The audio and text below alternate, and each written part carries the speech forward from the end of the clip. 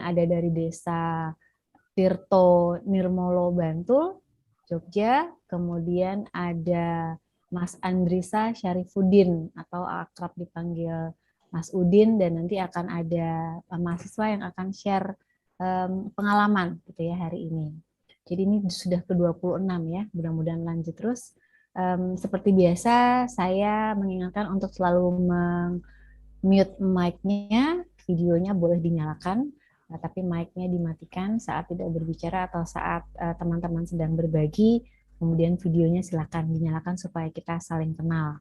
Pastikan Bapak Ibu mengisi link daftar hadir, nanti akan saya share juga di chat room. Kemudian apabila nanti ada pertanyaan, saya akan share juga link Slido, sehingga Bapak Ibu boleh tulis di Slido. Apabila tidak memungkinkan, boleh tulis di chat room, nanti saya bantu untuk pindahkan di chat room. Materi hari ini akan kami letakkan di link yang ada di screen Bapak Ibu, tapi nanti setelah akhir kegiatan dan acara hari ini tetap bisa diikuti atau live streaming dari YouTube-nya UNED. Ini agenda untuk pagi ini, kita akan buka setelah lagi dengan lagu Indonesia Raya. Saya akan berikan pengantar tentang platform inspirasi UMD, ada pengantar seperti biasa dari Prof. Yuli Hutomo. Kemudian sesi berbagi akan dimulai kurang lebih pukul 10.15 sampai nanti pukul 10.45, termasuk tanya jawab dan diskusi yang akan dipandu oleh Mbak Winda. Ini platformnya, monggo yang belum pernah mengunjungi atau belum pernah bergabung bisa scan QR code-nya untuk masuk.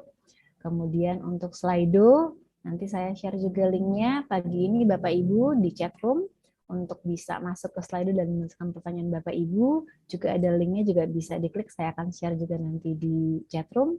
Kemudian materi akan ada di akhir acara. Begitu, ini untuk agenda hari ini, supaya kita bisa mulai tepat waktu dan berdiskusinya bernas. Silahkan Mas Andika, kita mulai dengan lagu Indonesia Raya.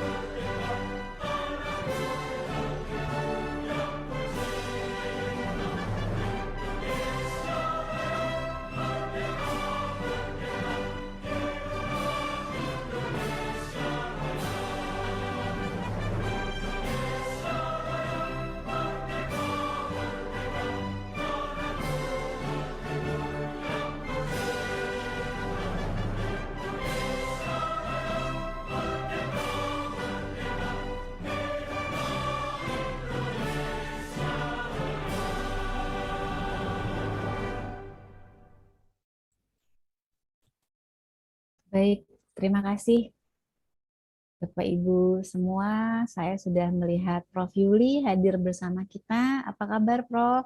Baik, Mbak Aulia, ya sehat semua ya. Alhamdulillah sehat.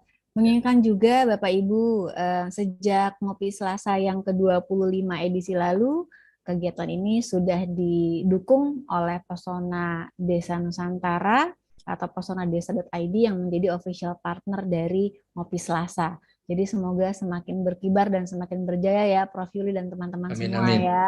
Baik. Sebelum saya berikan waktu untuk Prof. Yuli, saya sedikit share tentang platform inspirasi UMD. Sebentar ya. Ini untuk Bapak Ibu yang selama ini sudah mampir-mampir gitu ya, sudah lihat-lihat UMD ini bisa dibilang kita mulai sejak 2018 gitu ya sudah dikembangkan. Ini platform digital. Jadi untuk menemukan desa-desa mana yang kira-kira siap berkolaborasi dalam melaksanakan pembangunan dengan melalui pengabdian masyarakat. Di sini ada user perguruan tinggi dan ada user pihak swasta juga.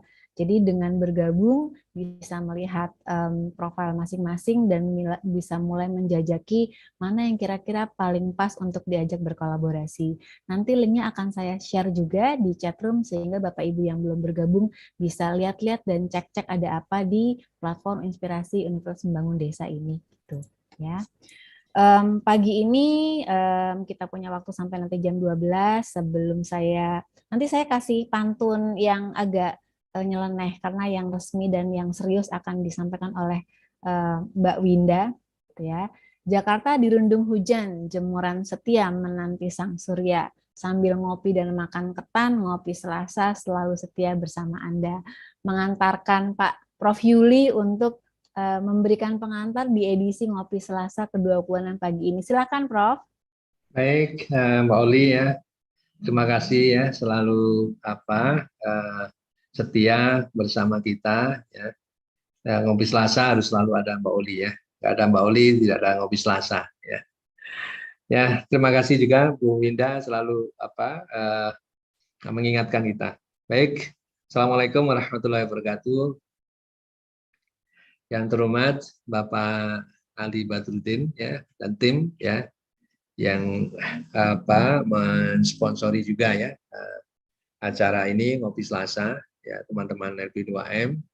Kemudian juga hormat kami kepada seluruh narasumber. Ini ada Mas Andrisa Sarifudin ya, CEO Nusa Berdaya, fasilitator kampus ekspor kampus ekspor ya PPEI Kemendak ya. Kemudian juga hormat kami kepada Mbak Dini Fitri Rahajeng Pangestuti SE Magister Akuntansi dari UIN Sunan Kalijaga Yogyakarta ya. Kemudian juga kami hormati Ibu Wihandari Isuninggar ya, pengelola pasar Desa Tirto Nirmolo ya, Kabupaten Bantul ya.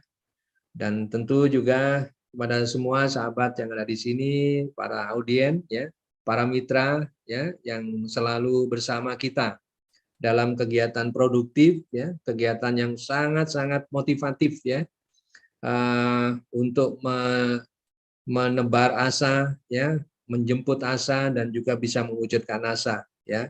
Ngopi Selasa, ngopi pagi, selaraskan asa untuk desa. Ya, dengan pagi ini temanya adalah Sekolah Pasar Terobosan KKN Tematik Menggiatkan Perekonomian Desa.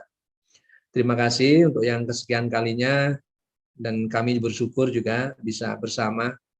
Ini walaupun saya ikut tidak mulai dari nol ya, tapi ini sudah sampai ke 26. Ini sesuatu yang luar biasa. Selalu saja temanya saya nggak kepikir ya, ada saja temanya yang membuat kita ini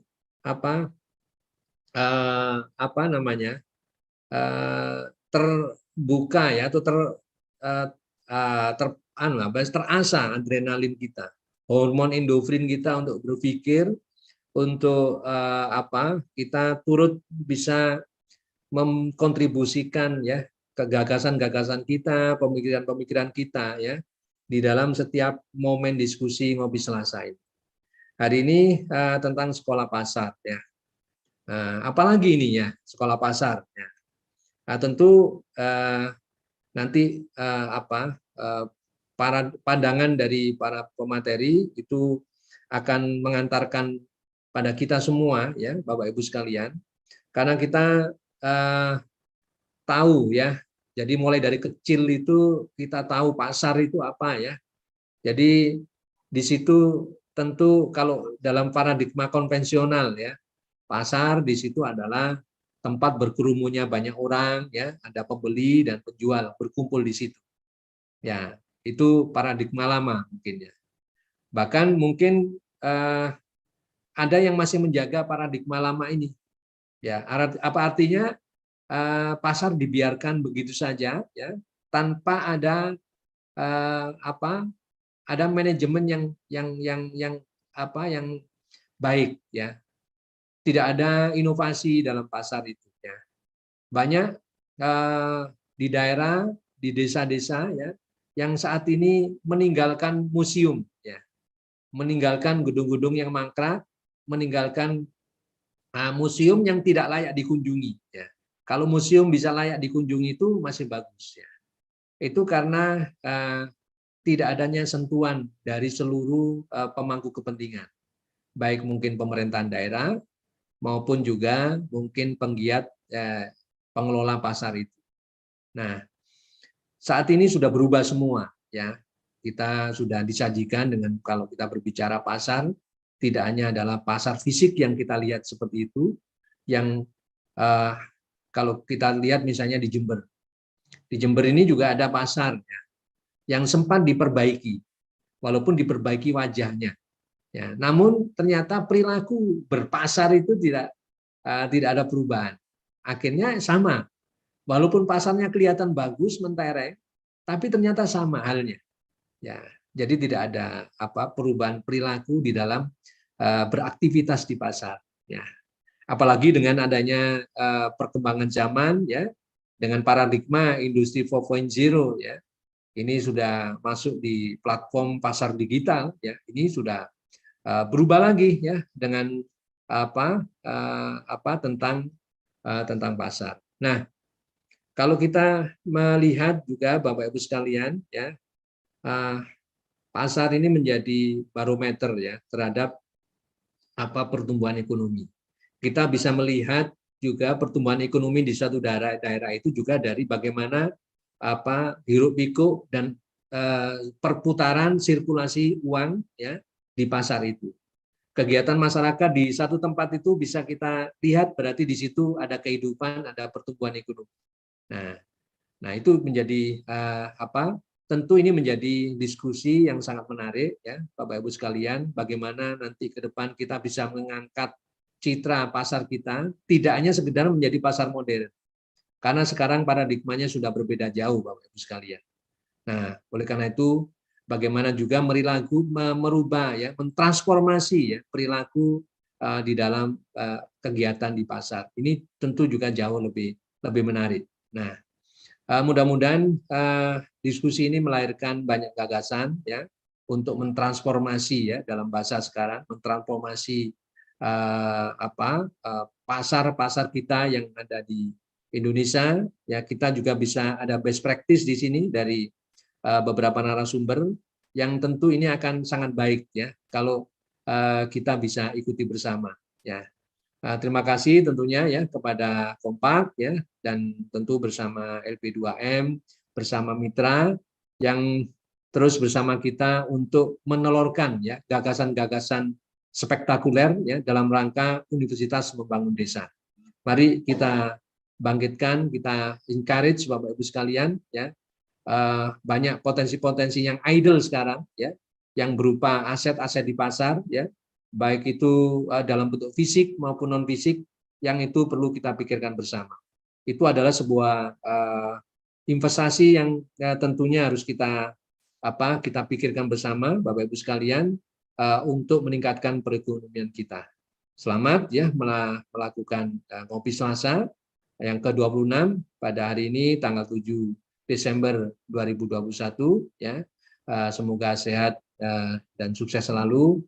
Dan juga di kesempatan ini mari kita juga mengingatkan bersama diri saya, diri kita semua Bapak Ibu, untuk kita kirimkan doa kepada para korban letusan Gunung Semeru ya, yang kebetulan juga ini tetangga kabupaten kami, dan juga tim kita dari Pusat Kebencanaan dan unit Medical Center juga ada di sana ya. Monggo di momen ini kita saling mengingatkan untuk kirim doa terbaik, dedikasi terbaik bagi korban letusan Semeru.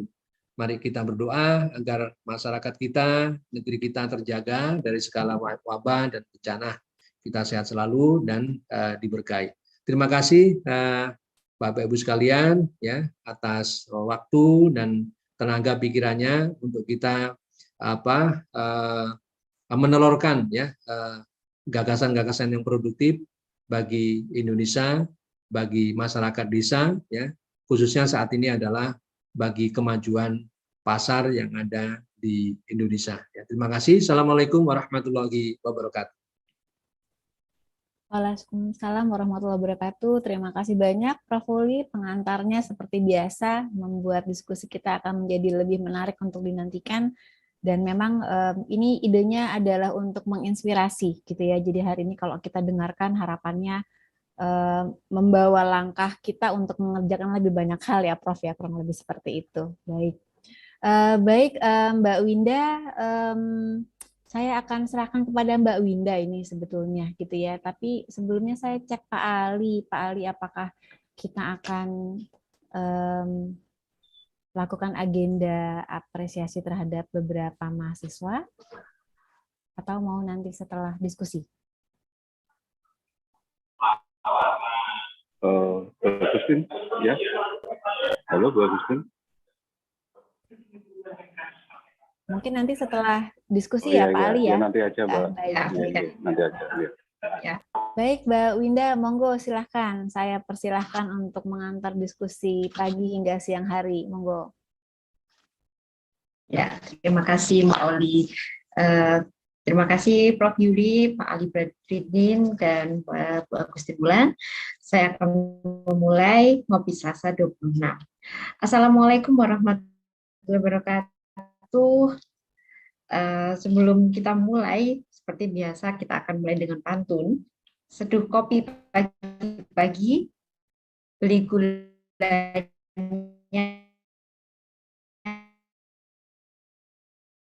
di Pasar Nirmala. Ngopi Selasa hadir lagi, selaraskan asa untuk desa. Salah karena di sini ada ngopi Selasa, ngobrol pagi, selaraskan asa untuk desa. Dan alhamdulillah, puji syukur kehadirat Allah, ngopi Selasa pagi ini adalah gelaran yang ke-26, gelaran diskusi untuk pembangunan desa, sebuah karya kolaborasi LP2M Universitas Jember dengan Kompak dan Pesona Desa.id. Apakah sinyal saya? Sinyalnya Bu Winda agak putus-putus kalau tadi sinyal dari Pak Ali dan Prof. Yudi begitu juga. Aduh, ini kayaknya mohon maaf, ini nampaknya mulai ini. Oke, kita coba lanjutkan ya. Nah, perjumpaan yang ke-26 ini Ngopi Selasa akan mengajak Bapak dan Ibu untuk berdiskusi tentang sekolah desa. Terobosan KKN tematik menggiatkan perekonomian desa. Bagaimana kita tahu bersama, pasar itu adalah sebuah tempat yang buat kita, generasi kita mungkin menghadirkan nostalgia, ya. Karena di mana dulu jarang mall gitu kali ya, kalau sekarang mungkin anak-anak zaman sekarang, pasar itu adalah mall. Kalau zaman kita dulu, main ke pasar itu adalah sebuah kesenangan gitu. Nah, dan eksistensi pasar tradisional sebagai identitas desa ini tidak boleh tergeser oleh perdagangan modern, karena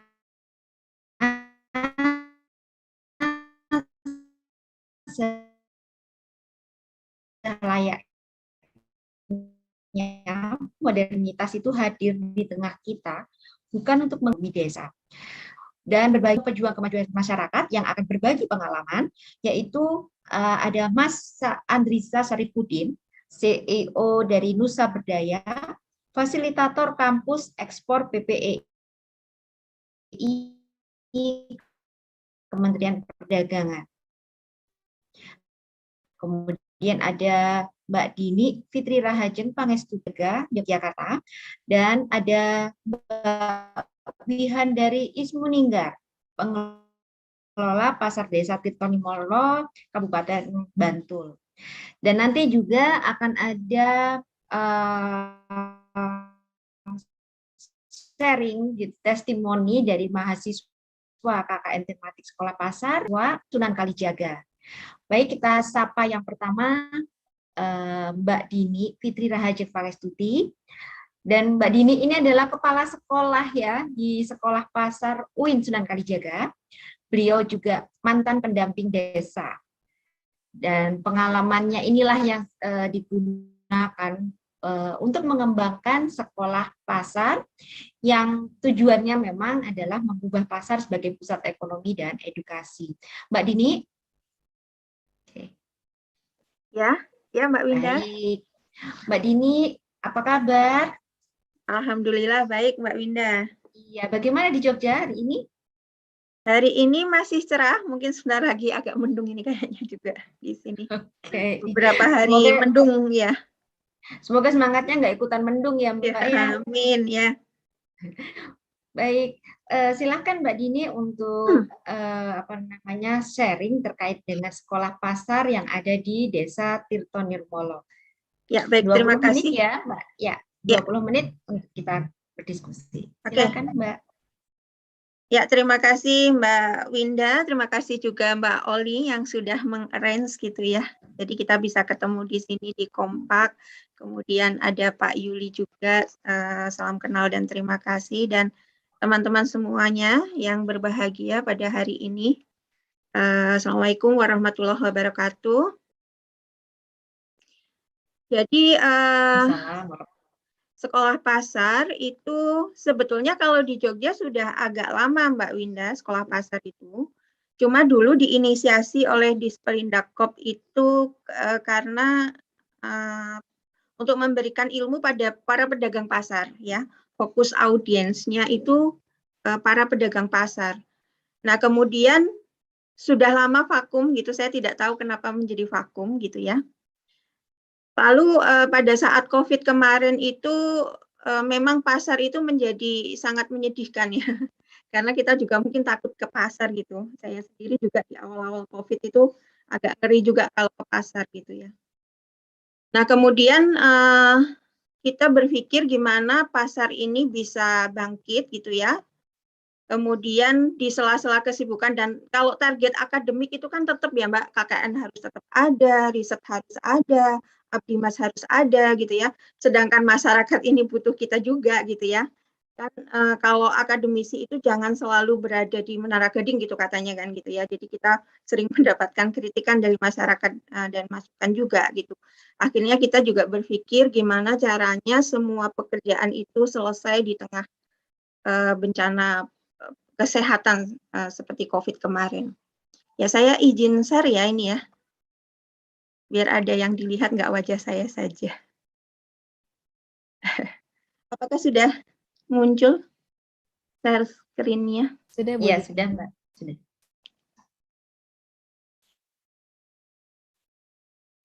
Ya, jadi sekolah pasar di UIN Sunan Kalijaga yang pertama kali kita launching itu November 2020 ya. Saat itu baru inisiasi. Kebetulan yang bermitra pertama kali adalah Pasar Desa Nirmala. Saat itu memang belum ada pasarnya gitu ya. Jadi Pasar Desa Nirmala itu masih berupa los dan kios ya. Kemudian calon-calon pedagangnya sudah ada. Nah, di sini tantangan kita adalah kita membangun pasar di kala COVID gitu ya. Nah, lalu kita inisiasi sekolah pasar. Jadi kenapa sekolah pasar? Itu sebetulnya kalau dari tim di LP2M UIN Sunan Kalijaga itu berpikir seperti ini ya, karena kita amanah dari para pendiri itu harus semuanya berasal dari Al-Quran, maka kita challenge dari Al-Quran dan hadis gitu ya. Jadi ada di dalam hadis itu memang ada mengatakan bahwa pasar adalah tempat yang paling dibenci oleh Allah saat itu ya, secara kontekstual seperti itu. Karena memang ada alasannya gitu ya hadis itu muncul gitu ya.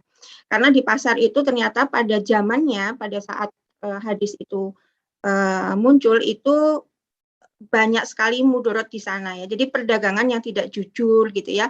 Kemudian persaingan yang tidak sehat dan lain sebagainya. Agar pedagang itu tidak bisa berkolaborasi dengan baik.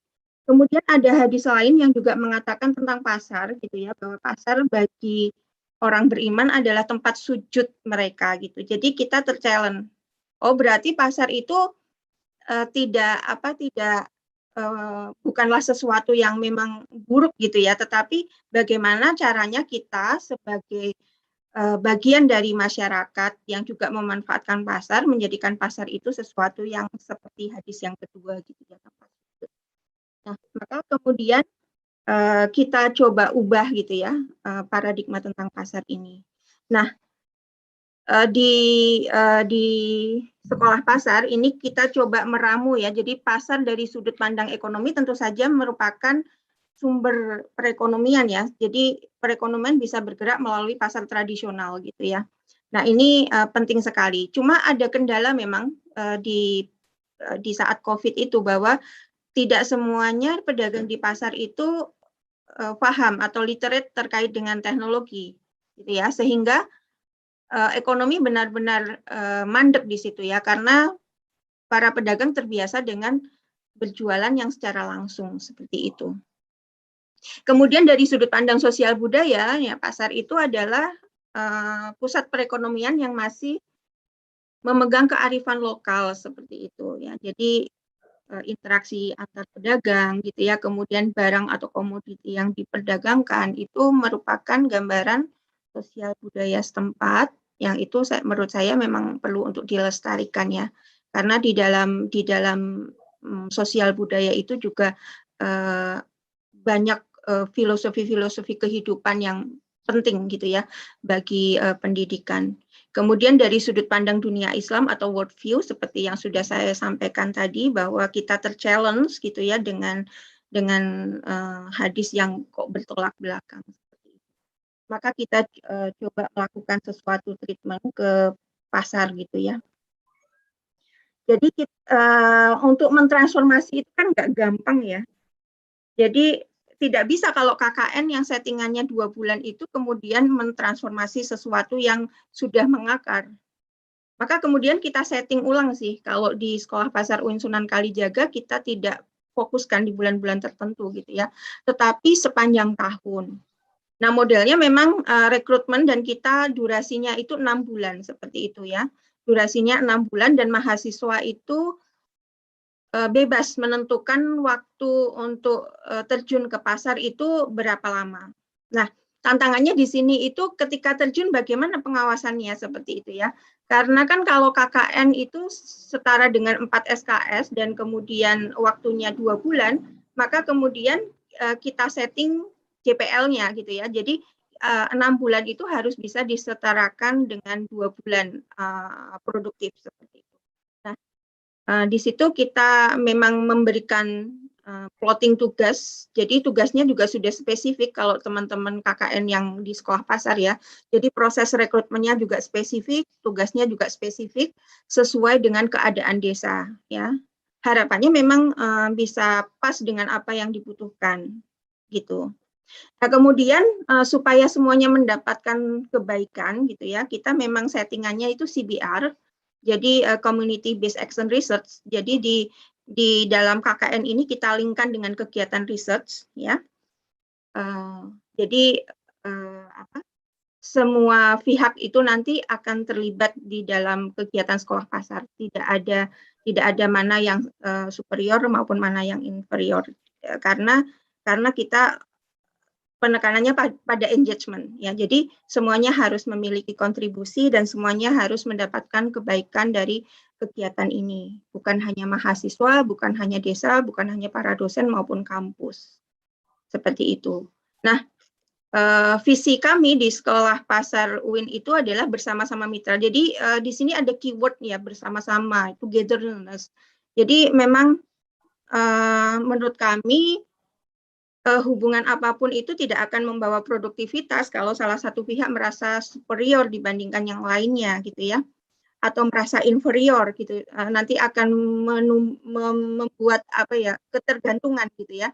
Jadi semuanya harus maju bersama. Jadi di sini kita gunakan togetherness sebagai dasar gerak kita gitu. Kemudian misinya ini ada 4 ya, mendampingi pasar dalam mewujudkan pasar nyaman dan berdaya saing. Nah itu proses transformasi lingkungannya luar biasa itu Mbak Winda ya, karena pasar yang kumuh harus kita jadikan nyaman itu effortnya cukup lumayan gitu ya. kemudian mendampingi pasar dalam mewujudkan pasar tradisional yang dapat menjadi sumber belajar masyarakat. Nah, di sini keywordnya ya. Jadi challenge dari hadis tersebut kita coba wujudkan di sini gitu ya. Kalau pasar biasanya hanya menjadi tempat untuk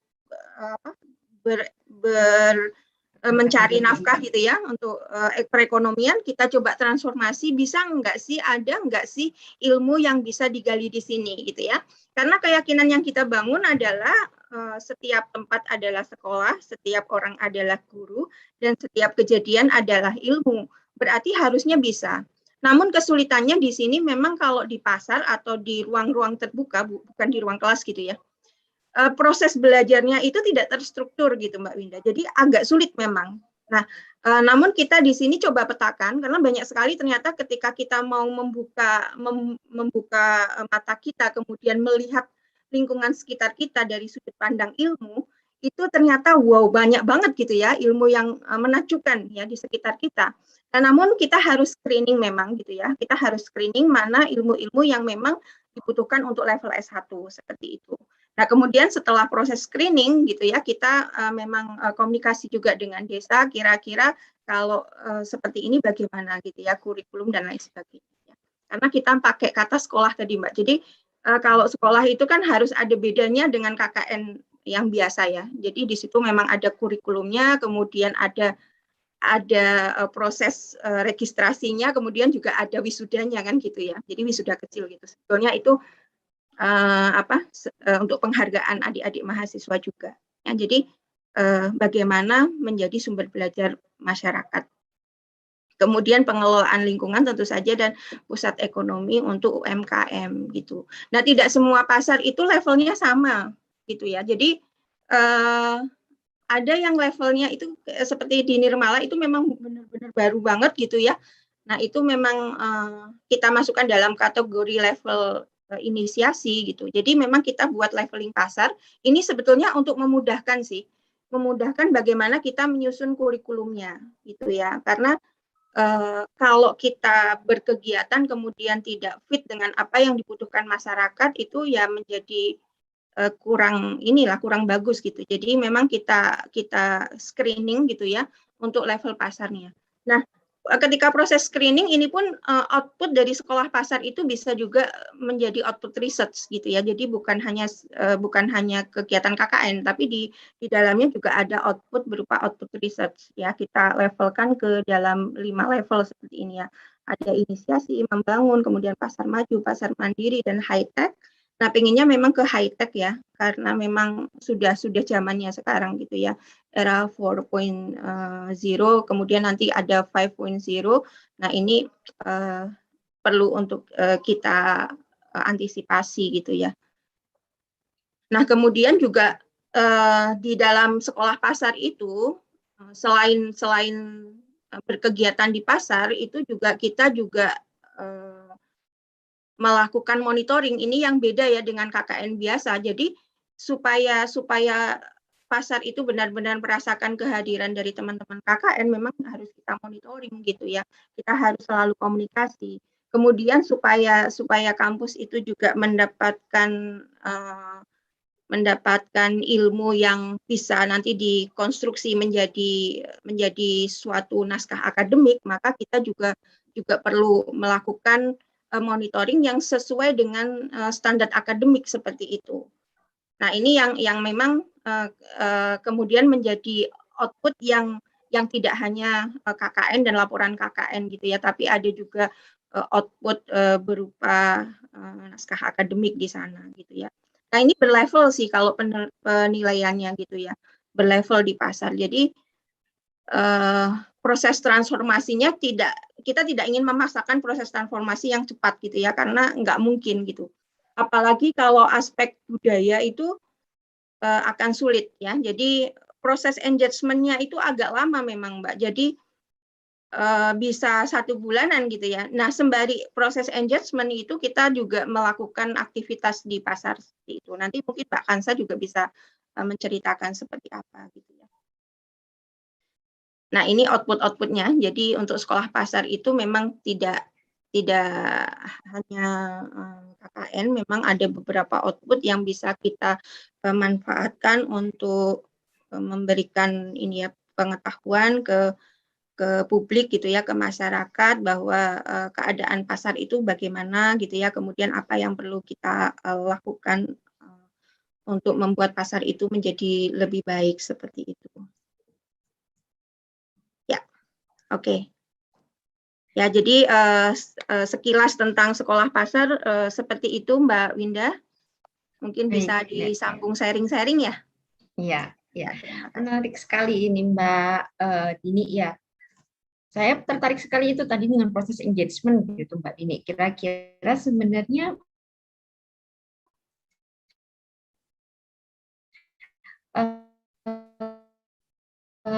sebelum engagement tentu kan pertama kalau pasar nah Nirmala berarti kan dengan masyarakat pedagang gitu. Kira-kira respon awalnya bagaimana nih ketika Win Sunan Kalijaga hadir di tengah-tengah masyarakat kemudian memperkenalkan konsep pasar sekolah pasar ini? Ya, jadi engagement itu memang pintu awal yang akan banyak menentukan ke depannya. Jadi kita menyadari ya adik-adik mahasiswa yang belajar di UIN itu juga tidak semuanya itu terbiasa dengan masyarakat yang heterogen ya. Jadi masyarakat kampus itu punya bahasa sendiri yang kadang membuat orang lain rooming gitu ya. Jadi memang sebelum kita terjunkan itu kita buat mentoring dulu untuk adik-adik itu supaya nanti bisa luas di masyarakat ya. Karena memang saya juga banyak masukan gitu ya dari desa, kemudian juga dari pengelola pasar lain ya, selain Nirmala kita ada 2 pasar lagi gitu, bahwa agak pusing kalau kedatangan mahasiswa gitu karena nggak paham dengan bahasanya. Nah, proses engagement ini harus kita samarkan gitu. Kalau kemarin memang kita samarkan ya mereka asik aja, mereka jadi ini aja, jadi konsumen gitu ya, atau mungkin membantu apa, ikut belajar berjualan seperti itu, seperti yang di desa lain kita jadikan mahasiswa kita itu memang salah satu pedagang dari sekian pedagang gitu ya. Sebetulnya ini untuk bisa ngeblend karena itu sulit kalau kita tidak dari pasar itu merasa bahwa kita bukan bagian dari mereka akan sulit maju bersama gitu. Seperti saya sampaikan tadi bahwa harus sama gitu ya. Jadi tidak boleh salah satu pihak merasa superior maupun inferior agar engagement ini bisa berjalan dengan baik. Gitu. Wah, ini sang proses yang cukup menarik ini ya untuk kita nanti sharing lagi ya Mbak Dini ya. Sekarang kita ini deh kayaknya perlu sharing juga nih dengan Mbak Nuning ya. Mbak Nuning ini adalah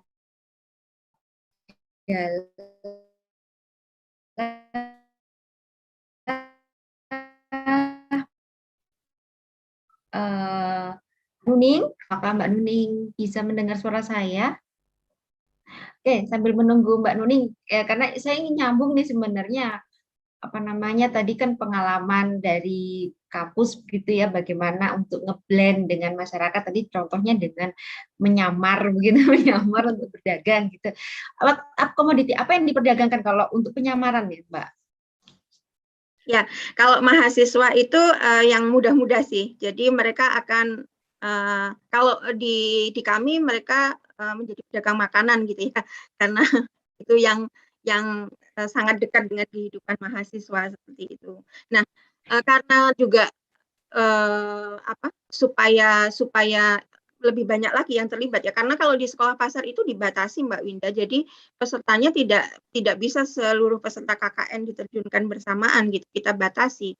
Nah, supaya teman lain juga merasakan punya kontribusi terhadap sekolah pasar, jadi untuk komoditinya itu memang kita membuka kemitraan gitu, mitra dagang. Jadi mahasiswa-mahasiswa itu juga bisa merasakan menjadi produsen di pasar gitu ya.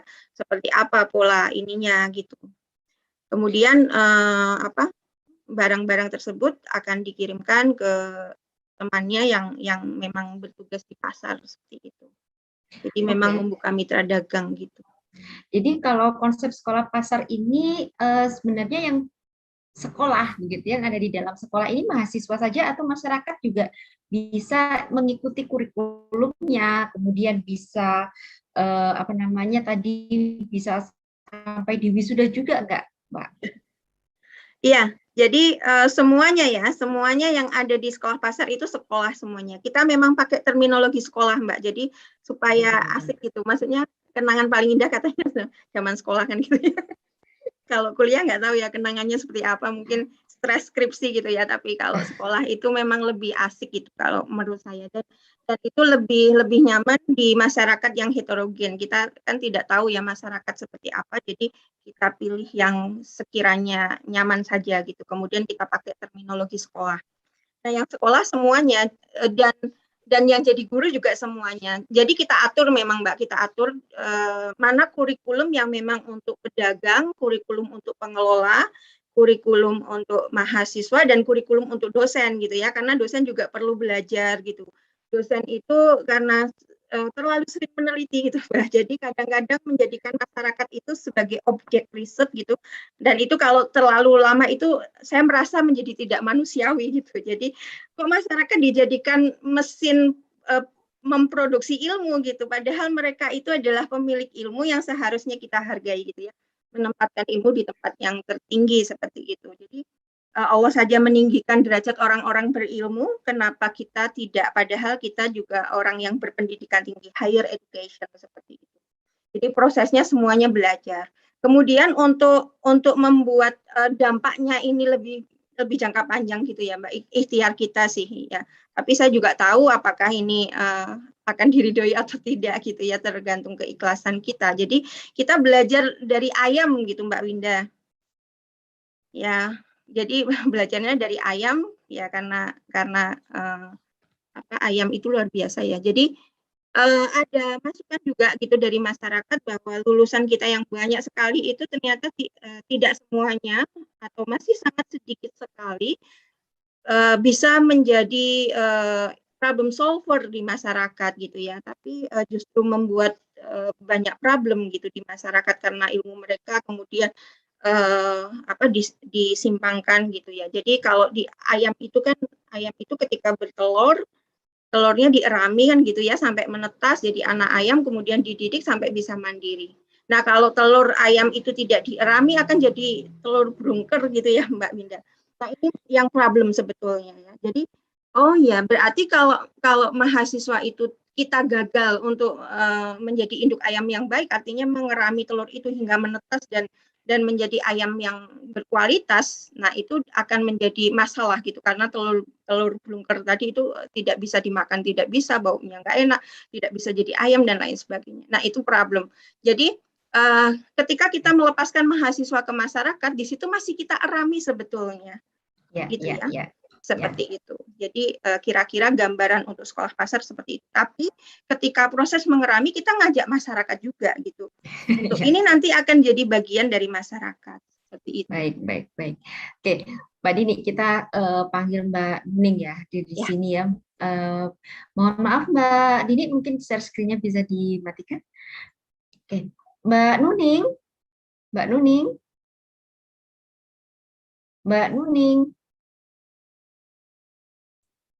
Yang Mbak Nuning audionya belum masuk nih Mbak Winda, kita.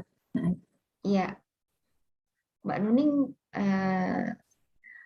mungkin audionya bisa dinyalakan.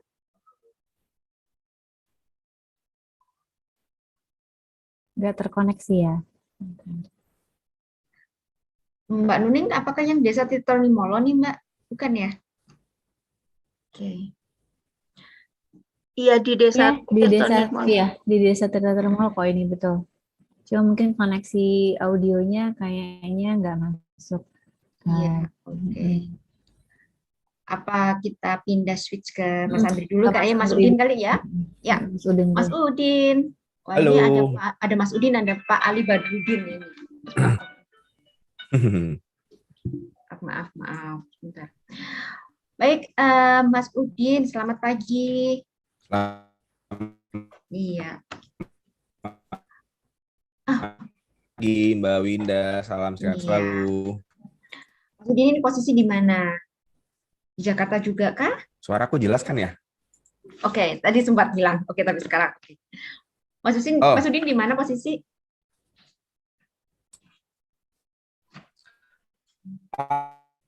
Aku posisi di Jakarta nih. Kebetulan tetangga di mata dekat di hati.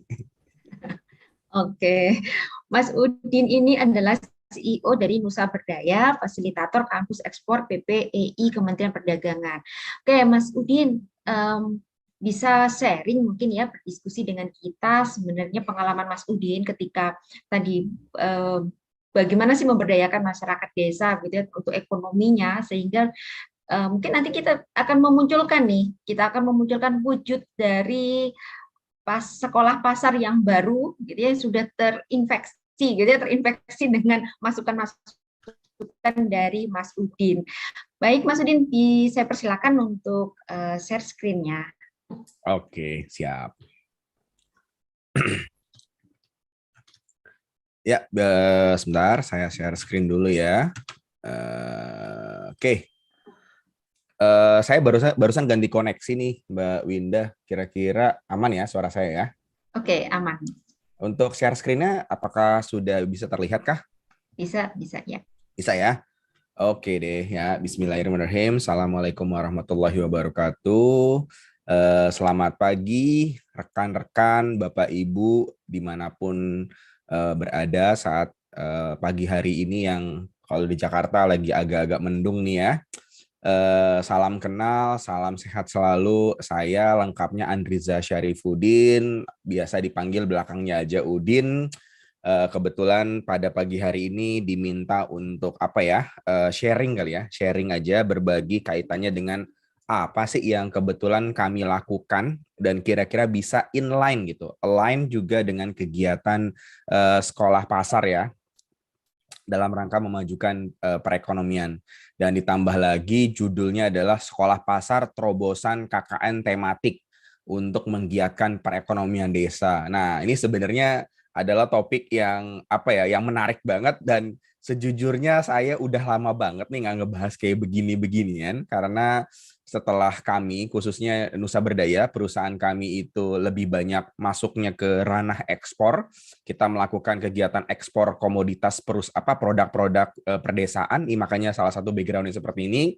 Dan saya lebih banyak untuk mengajar kali ya di lingkungan Kementerian Perdagangan, khususnya untuk membina UKM-UKM yang ada di wilayah-wilayah, gimana caranya mereka dari nol atau bisnisnya dari yang mainnya lokal, gimana caranya bisa masuk ekspor, atau mereka yang belum mulai bisnis pengen langsung terjun ke ekspor. Nah, saya lebih banyaknya ranahnya udah ngomongin ranah-ranah ekspor, tapi sekarang pengen sedikit sharing nih kaitannya dengan apa yang kami lakukan selama beberapa tahun terakhir dan inline dengan topik pada pagi hari ini. Ya, jadi kebetulan saya saat ini aktif di beberapa bisnis ya, khususnya untuk perusahaan yang kebetulan kami dirikan. Ya, satu, Nusa Berdaya yang tadinya dia sebagai bisnis yang bergerak di perdesaan, kebetulan sekarang sudah bertransformasi menjadi ekspor agregator dan konsultan. Dan yang kedua ada namanya PT Nusa Tropical, ini fokus untuk bisnis ekspor untuk produk-produk pertanian, adapun juga kami melakukan bisnis online food delivery untuk wilayah Jakarta, dan juga selaku pengajar ya di lingkungan Kementerian Perdagangan. Tapi lebih detailnya, spesifiknya ngomongnya adalah digital marketing, gimana caranya mendapatkan pembeli atau melakukan riset pasar di luar negeri untuk bisa kita bawa ke Indonesia.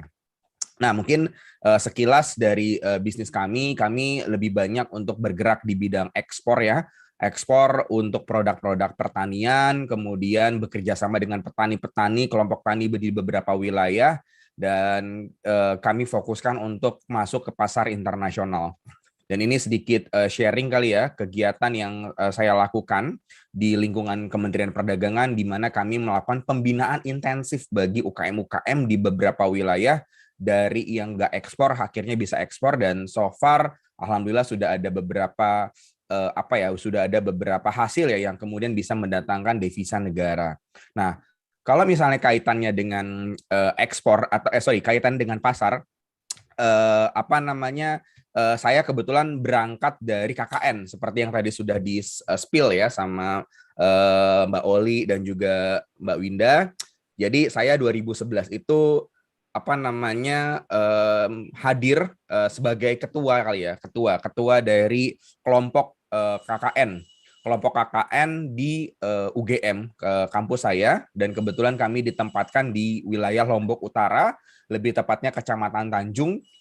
Dan waktu itu bisa dibilang pertama ikut bareng kegiatan Kompak jauh setelah saya lulus dan setelah KKN, karena Kompak waktu itu ada kegiatan di Lombok Utara yang saya memiliki hubungan emosional di sana.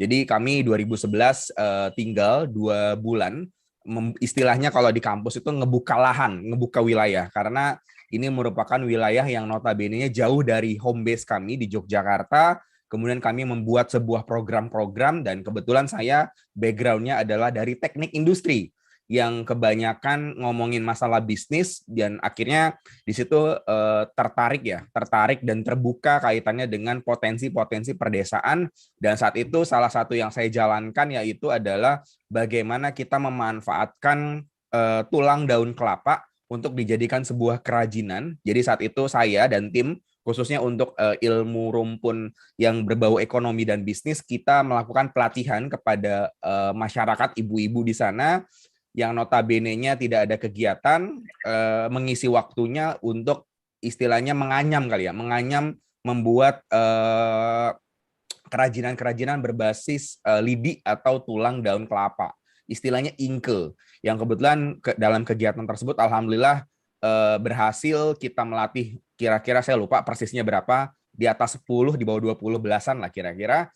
Dan simpelnya kurang lebih dari yang kami latih itu masyarakatnya berhasil selama 2 bulan, dan berhasilnya nggak cuma sekedar berhasil menganyam, tapi juga produk anyamannya bisa dipamerkan, yang saat itu saya rasa menjadi sebuah kebanggaan tersendiri ya buat masyarakat desa yang jauh banget itu bisa dibawa ke kota. Kotanya bukan nggak belum sampai Jawa atau sampai Jakarta, masih di level kecamatan, tapi saya melihat kebahagiaan dan senyuman dari ibu-ibu yang dari nggak ngerti apa-apa, dari belum bisa kemudian menjadi bisa, dan ternyata bisa dipamerkan, walaupun pada saat pameran banyak kritik, saran, ini kurang rapi, ini jahitannya masih inilah segala macam.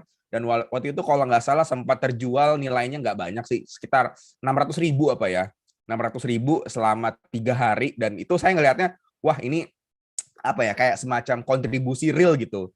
Yang saya selama itu saat itu adalah fokusnya kuliah, mencoba untuk mengejar IPK gitu.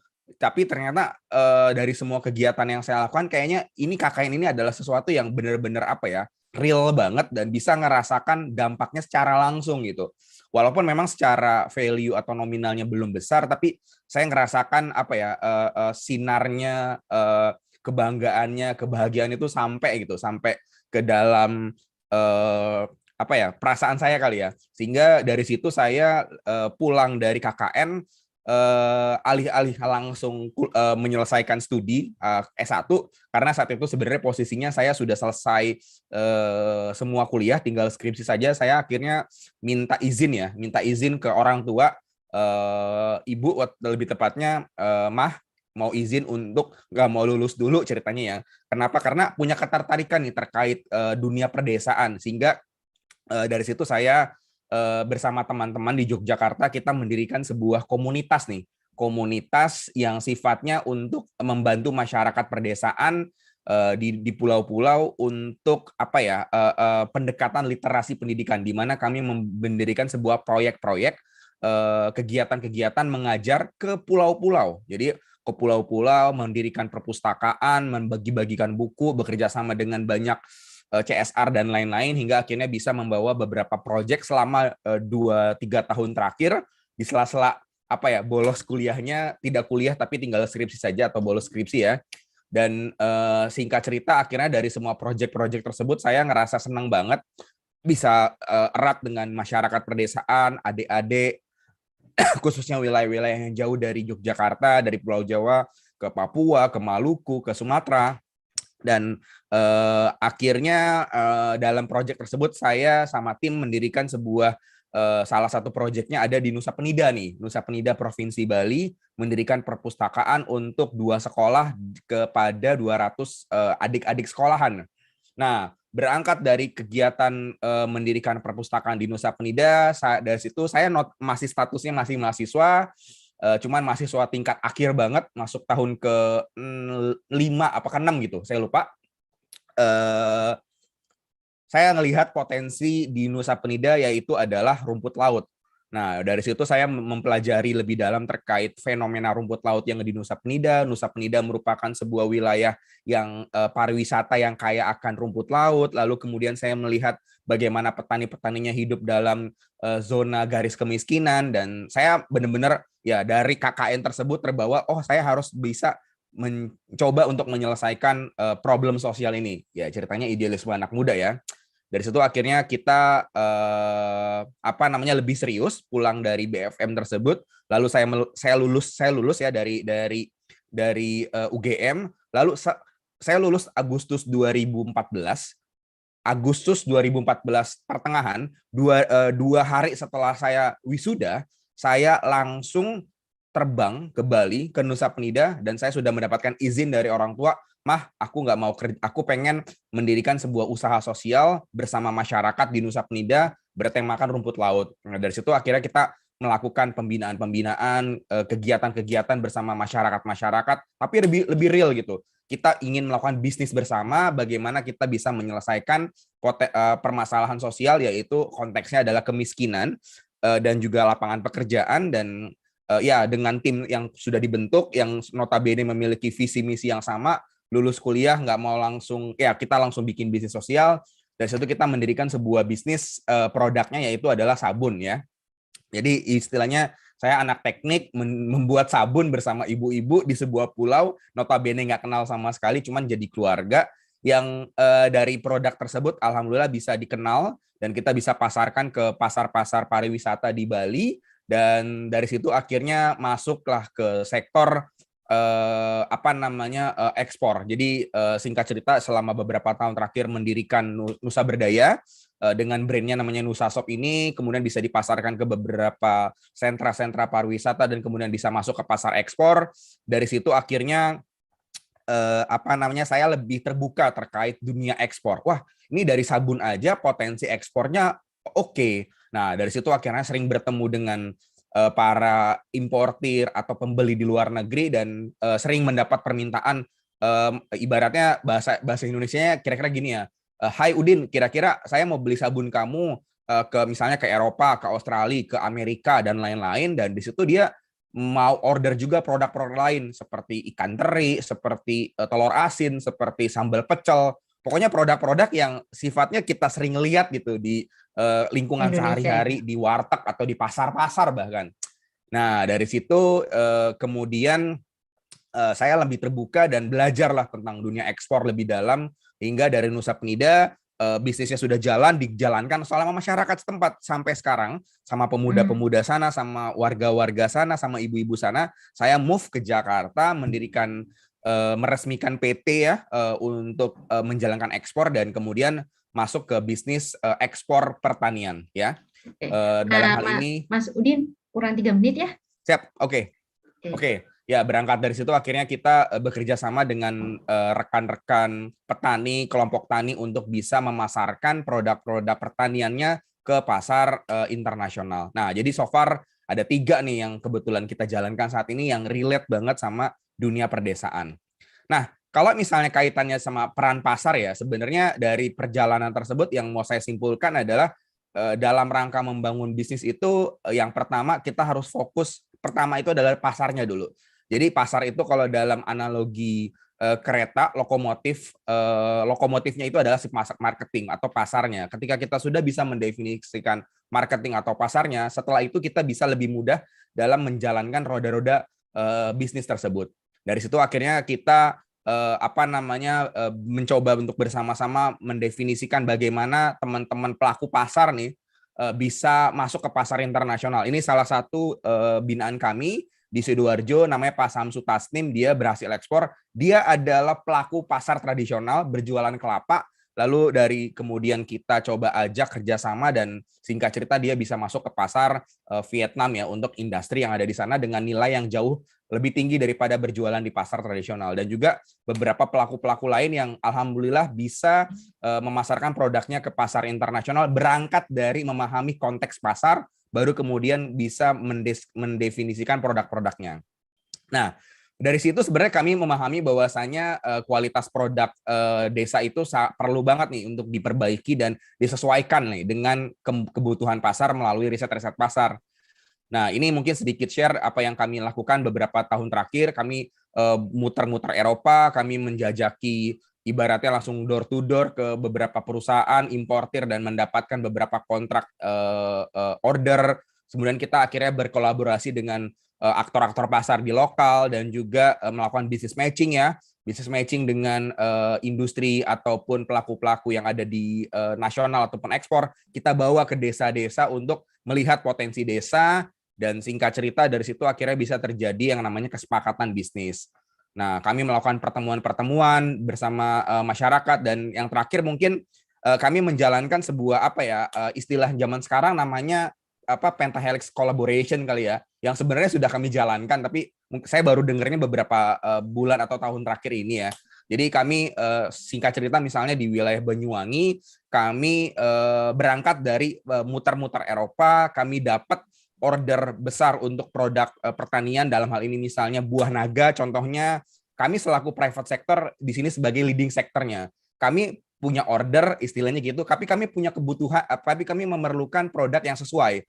Untuk kualitas produk, kami bekerja sama dengan universitas, dalam hal ini universitas setempat, gimana caranya mereka bisa mendorong mahasiswa-mahasiswanya melakukan magang dan juga dosen-dosennya melakukan penelitian bagaimana bisa adanya peningkatan kualitas produk. Dan juga kami bekerja sama dengan pemerintah setempat, dalam hal ini misalnya Pemda dan kementerian lembaga untuk mensupport kegiatan kami melakukan pembinaan peningkatan kualitas produk. Dari situ kami juga bekerja sama dengan beberapa NGO dan juga yayasan yang sama-sama memiliki visi dan kepentingan yang sama, dan tentunya dengan komunitas-komunitas petani yang ada di masyarakat Banyuwangi, khususnya untuk Asosiasi Petani Banyuwaga, untuk bisa sama-sama mempersatukan visi misi kami, di mana kami di sini harus membawa produk-produk pertanian ini ke luar negeri, namun tidak bisa diselesaikan oleh kami sendiri, tapi kami harus bekerja sama dengan beberapa sektor-sektor ini, dan alhamdulillah sudah bekerja sama lebih dari 1.000 petani di wilayah Banyuwangi khususnya untuk peningkatan kualitas produk buah naga yang ada di desa-desa di Kabupaten Banyuwangi. Mungkin itu saja yang bisa dapat saya sampaikan dari sharing kali ya. Saya lebih tepatnya ingin sharing saja terkait apa yang kami lakukan selama beberapa tahun ini dan bisa inline dengan kegiatan pasar dan juga kegiatan-kegiatan dari KKN yang mungkin bisa dikerjasamakan. For your information juga, selama 2-3 tahun terakhir kami sering menerima mahasiswa magang, jumlahnya bermacam-macam dari yang online sampai yang offline, yang semuanya berkaitan sama dunia ekspor dan juga dunia pembinaan di perdesaan. Itu saja yang dapat saya sampaikan. Mohon maaf ya jika ada kekurangan kalau waktunya agak kepanjangan. Terima kasih banyak atas waktunya. Nanti kita diskusikan lagi ya di Q&A. Terima kasih. Forum saya kembalikan ke Mbak Winda. Ya, terima kasih Mas Udin. Wih, ini semangatnya luar biasa.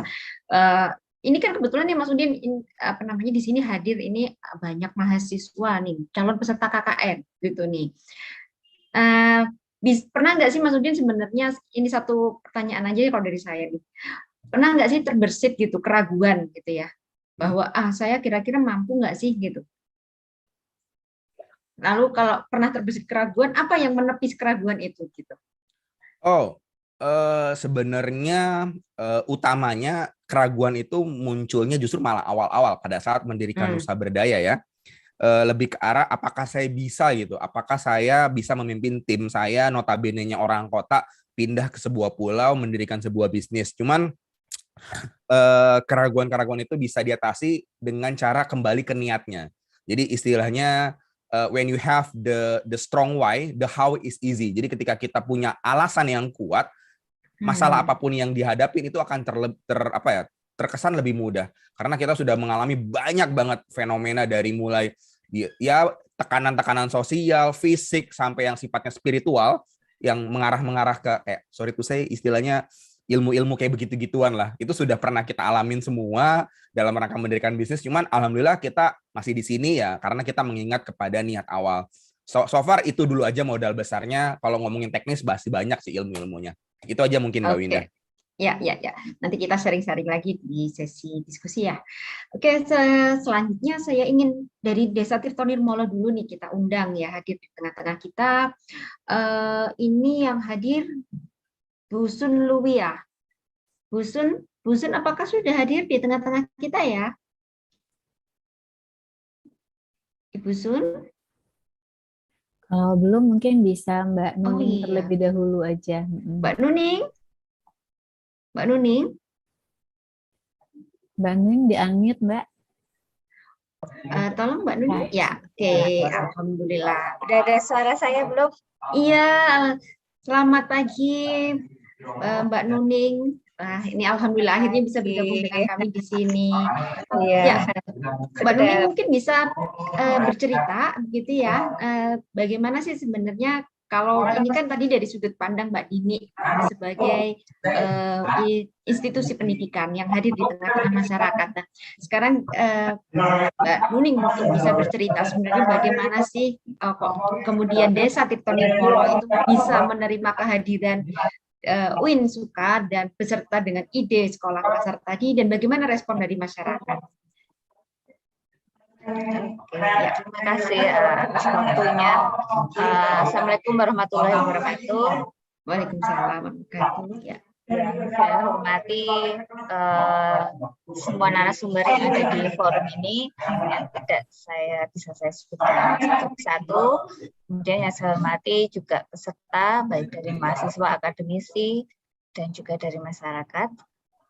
Oke, saya mewakili dari Desa Tirtonirmolo sebagai ulu-ulu ya sebutannya karena kita keistimewaan.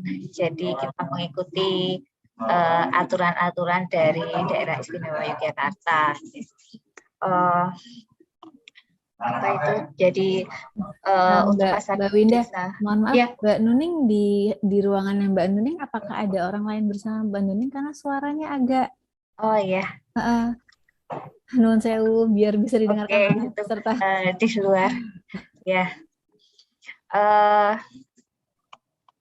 Jadi kami memang mempunyai unit, istilahnya unit Pasar Desa Nirmala, di mana sejarahnya Pasar Desa Nirmala itu sudah ada sejak tahun pertama kali belum dibangun seperti sekarang itu sudah ada beberapa kios awalnya dulu sekitar tahun 80-an dan berangkat dari situ maka dengan adanya dana desa di tahun 2015 maka kami pemerintah kalurahan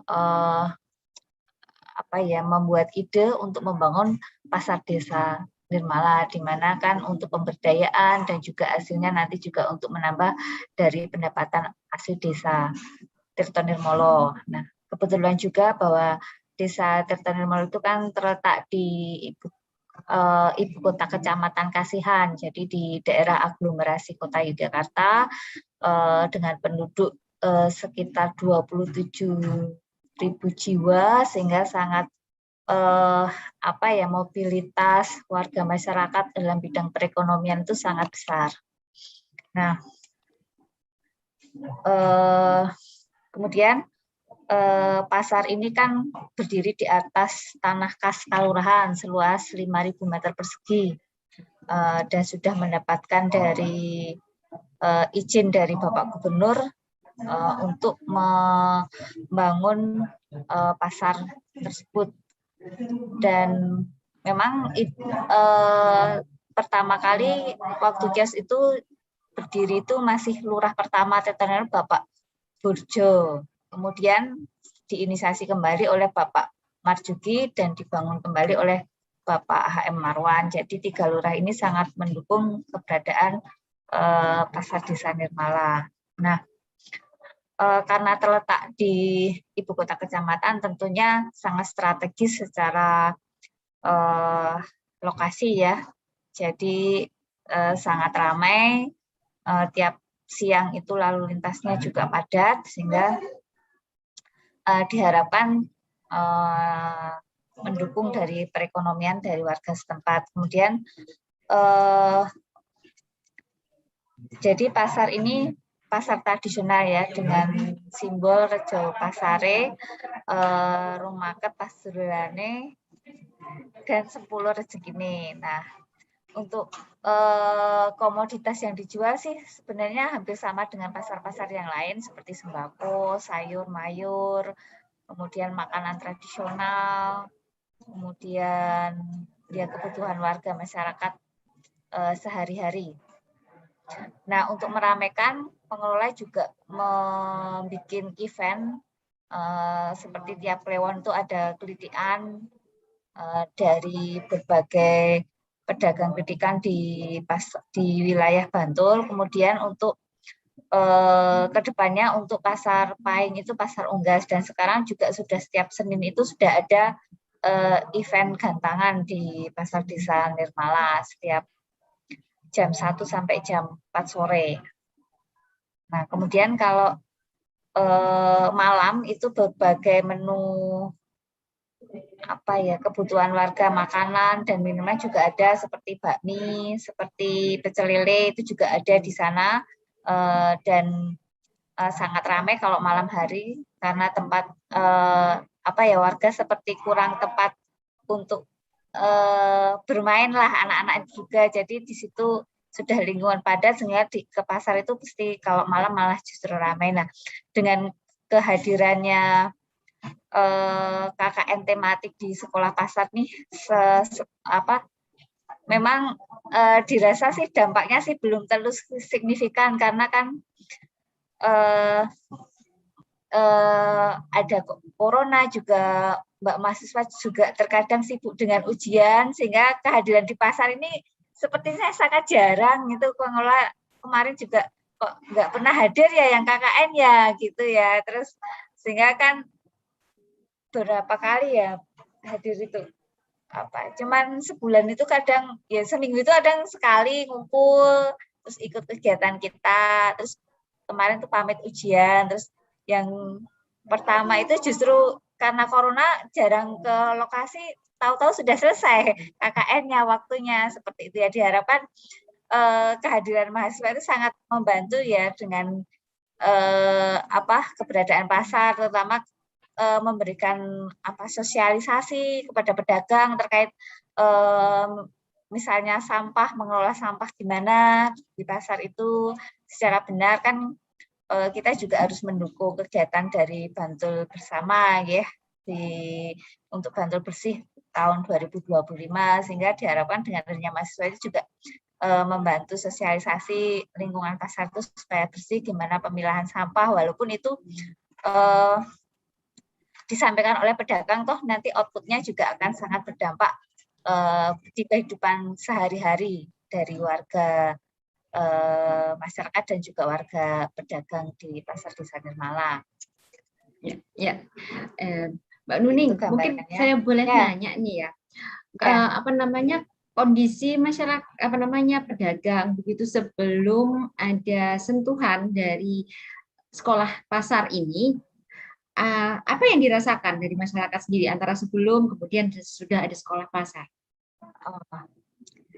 Ya, jadi kan sekolah pasar ini sebetulnya itu datanya juga sama-sama dengan kita. Kita baru buka dan sekolah pasar juga mengadakan program tersebut ya. Jadi kita sama-sama bareng lah antara sekolah pasar dan pasar desa Nirmala. Kemudian kan waktu itu kita diberikan waktu pertama kali itu diberikan manajemen pengelolaan pasar itu gimana dari UIN supaya tata laksana administrasinya pengelola itu secara benar, terus diberikan arahan dan bimbingan, terus pedagang juga diberikan materi terkait cara untuk berdagang, manajemen pengelolaan keuangannya para pedagang. Sebenarnya kan secara teori sudah banyak membantu. Memang secara praktek lapangan itu kan pedagang terus menerapkan apa yang mereka kebiasaan sehari-hari sehingga belum memanage keuangan itu secara administratif. Tapi untuk pengelola sangat-sangat membantu. Kemarin pengelola sudah secara administrasi itu sudah tertata dengan baik. Baik itu untuk retribusi, untuk perjanjian dan sebagainya sudah tertata, yaitu berkat bimbingan dari awal masuknya kita di BIMTEK selama 3 hari dari UIN Sunan Kalijaga waktu itu. Tetapi memang pandemi ini sangat berdampak sehingga pedagang itu sangat mengeluh sekali, ibaratnya dalam tanda sepinya kondisi pasar lah, seperti itu, karena kan itu tadi kita di daerah urban ya, saingan dengan minimarket, dengan toko-toko besar itu persaingannya sangat terasa sekali, sehingga kan kita harus ibaratnya bertatih-tatih lah, maksudnya untuk menjalankan pasar ini supaya masih tetap berjalan. Sebenarnya kan gimana, kapan ini pandemi akan selesai? Baik, kalau secara potensi, ada enggak di Desa Tirto Nirmolo itu potensi yang produk gitu ya, entah itu produk pertanian maupun produk olahan yang punya potensi ekspor, mungkin nanti bisa direspon oleh Mas Udin gitu, Mbak Nuning. Ada nggak yang potensi dari UKM itu kan kita ada produk emping ya, emping melinjo itu banyak di sini. Itu sudah ada, karikates juga ada, mungkin promonya kurang besar-besaran sehingga kan mungkin untuk ekspor juga sepertinya kalau di luar Jogja sih sudah, tapi untuk ke mancanegara sepertinya jarang, kurang promosi atau kemana mungkin. Dan kalau emping kita sih sudah berbagai rasa ya, ada yang non purin dan sebagainya, cuma tinggal promosinya aja kurang besar-besaran. Seperti itu. Ya. Baik, terima kasih Mbak Nuning. Mungkin nanti Mas Udin bisa merespon ini, apakah ini berpeluang gitu ya ke depan, atau mungkin dari teman-teman di UIN Sunan Kalijaga bisa juga merespon ini, sehingga tadi terjadi kolaborasi nih antara multi pihak. Baik, apakah ada tambahan? Ya, silakan. Dengan kerjasama dengan UIN ini sangat mengapresiasi ya, karena kita sudah kemarin ada MOU-nya selama 4 tahun, semoga diharapkan kerjasama akan berjalan dengan terus untuk memajukan pasar desa Nirmala dan mendampingi kita desa lah. Saya harap tidak hanya di pasar ya, kita akan ada bungkal, terus ada pengelolaan sampah. Saya harap UIN bisa mendampingi kita warga desa untuk supaya lebih maju lah, seperti itu. Baik. Terima kasih Mbak Nuning untuk sharingnya. Kita nanti akan ketemu di sesi diskusi. Saya panggil dulu Ibu Sul, apakah hadir di sini ya? Ibu Sul. Baik, kepada Bapak dan Ibu kami persilakan. Oh begitu. Pada Bapak dan Ibu, mungkin Mbak Oli bisa membuka link Slido juga.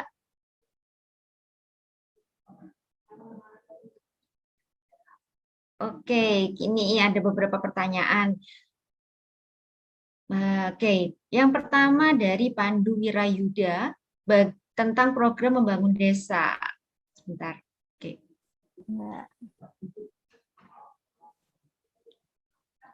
Sebentar Mbak Winda. Ya, oke. Ini ada beberapa gangguan sinyal kayaknya siang hari ini, apa karena cuaca mendung ya? Mendung, belum tentu hujan. Ya, ini ada beberapa pertanyaan nih Mbak. Sekolah pasar sudah terjawab ya dari diskusi sepanjang hari. Tapi ini ada yang khusus buat Mas Udin terkait belajar ekspor produk perdesaan.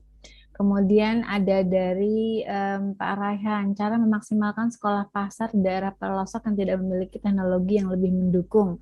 Apakah ada program lain selain pelatihan dan program KK ini? Mungkin bisa dijawab oleh Bu Dini nantinya nih, Mbak Winda ya. Ada juga izin bertanya tentang program membangun desa. Memang tidak semua universitas memiliki program ini, nanti saya bisa bantu jawab juga kalau untuk dari Pak Wandu Wirayuda. Mungkin sambil dilihat juga ini dan Bapak Ibu yang mau menambahkan pertanyaan, boleh Mbak Kansa yang mahasiswa KKN tematik sharing Ya. testimoni dulu ya Mbak Winda ya. Ya, oke. Kita panggil sambil menunggu ya. Kita panggil Mbak Kansa. Mbak Kansa Nabila. Iya, Mbak Winda. Iya, bisa share screen atau mana ya Mbak Kansa ya? Bisa dipin kali ya. Mbak Kansa. Oke. Mungkin bisa nyalakan kameranya nih. Oke. Sudah saya. Ya, sudah. Sudah Oke. on-cam. Assalamualaikum warahmatullahi wabarakatuh. Selamat siang Mbak Kansa. Iya, Mbak Kansa ini adalah salah satu mahasiswa yang mengikuti KKN tematik sekolah pasar ya? Ya, oke. Mbak Kansa mungkin bisa bercerita gitu nanti sebelum kita putarkan videonya atau video perjalanan dari KKN tematik sekolah pasar yang sudah dilakukan di Desa Tirtonirmolo. Baik, Mbak Kansa boleh berbagi cerita sebenarnya apa sih yang dilakukan oleh mahasiswa pada saat pelaksanaan KKN tematik sekolah pasar di Desa Tirtonirmolo. Silakan Mbak Kansa. Ya, terima kasih Mbak Winda dan terima kasih Mbak Olia atas waktunya. Perkenalkan dulu, saya Kansa Nabila Fatin, mahasiswa dari UIN Sunan Kalijaga, salah satu anggota sekolah pasar angkatan pertama. Nah, di sini saya mau sharing sedikit ya tentang pengalaman pribadi saya menjadi anggota sekolah pasar. Nah, awal mula saya tahu informasi tentang sekolah pasar ini tuh dari Instagram LPPM UIN Sunan Kalijaga dan WhatsApp group.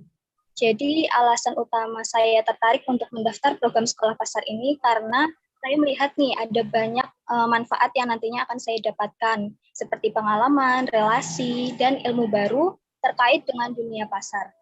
Sekolah pasar angkatan pertama ini berlokasi di Pasar Desa Nirmala, Tirtonirmolo. Jadi setelah saya bergabung dalam tim sekolah pasar ini, saya mendapatkan ilmu dan pengalaman baru mengenai seluk-beluk kehidupan di pasar. Kita jadi tahu nih gimana sih para pedagang bertransaksi. Terus seperti yang kita tahu, pasar Desa Nirmala ini kan pasar baru, jadi masih sepi pengunjung. Dan dengan bergabung dengan sekolah pasar, saya bisa mendapatkan tantangan baru nih, gimana caranya sih bisa meramaikan pasar. Di sini kami bisa belajar bagaimana sistem organisasi yang berada di pasar, dan bagaimana cara kita menarik para pedagang untuk mampir di pasar Nirmala ini. Apalagi kita tahu bahwa tempat saya mengabdi ini itu merupakan pasar yang masih baru ya Bapak Ibu, yang masih sepi pengunjung, dan anggota sekolah pasar juga bisa mengaplikasikan ilmu yang sebelumnya didapat di bangku kuliah ke kehidupan nyata yang berada di kehidupan pasar gitu. Seperti saya sendiri itu prodi akuntansi, jadi saya ingin mengaplikasikan ilmu yang saya dapat di bangku kuliah ke kehidupan pasar. Nah, kegiatan-kegiatan kami di sekolah pasar itu yang pertama kami ada sesi ngobrol dengan para pedagang. Sesi ngobrol ini diharapkan kita bisa tahu nih tentang latar belakang dan profil dari para pedagang yang ada di Pasar Desa Nirmala. Nah, yang kedua, kami juga ada program edukasi keuangan. Caranya itu kami menghampiri para pedagang, terus menanyakan bagaimana tentang pengolahan keuangan, apakah sudah tercatat dengan baik atau tidak. Karena saya sendiri kan dari program studi akuntansi syariah. Jadi saya ingin men-sharing ilmu akuntansi saya ke para pedagang, bagaimana agar para pedagang bisa tahu nih pengeluaran dan pendapatan mereka selama berdagang itu berapa jumlahnya. Terus selanjutnya kami juga membantu mempublikasikan barang dagangan ke akun sosial media. Kemarin ada salah satu pedagang kios tas yang kami bantu untuk mempromosikan barang dagangannya ke akun sosial media seperti Instagram dan Facebook Pasar Desa Nirmala. Oke, iya. Terus gimana Mbak? Hasil dari promosi yang lewat IG itu ada peningkatan nggak? Alhamdulillah ada. Kami juga melakukan saran-saran, memberikan saran kepada pedagang untuk melakukan promosi lewat seperti WhatsApp, Facebook, dan alhamdulillah pendapatan pedagang tersebut laku gitu, karena pandemi ini juga kan sedikit orang yang mampir ke pasar gitu ya, Bu. Ya, oke. Selanjutnya Ya. saya akan tentang hambatan gitu ya. Ya, oke. Mbak Kansa, ini kan ada video ya dari kegiatan di KKN di Desa Tirto Nirmolo ya. Boleh kami akan share screen ya untuk videonya. Mas Andika? Mas Andika? Bisa di-share Mas Andika? Oke. Nanti bisa diceritakan ya Mbak Kansa, ini aktivitasnya ngapain saja ya? Oke, silakan Mas Andika.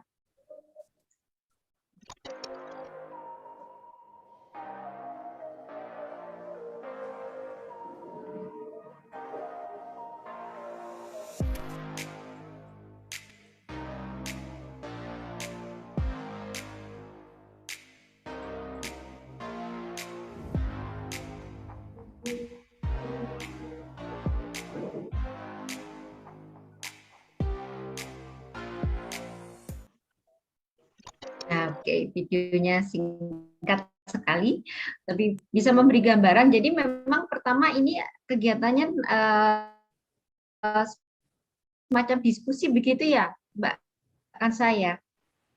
Iya, Bu, bisa. Sinyal. Oke.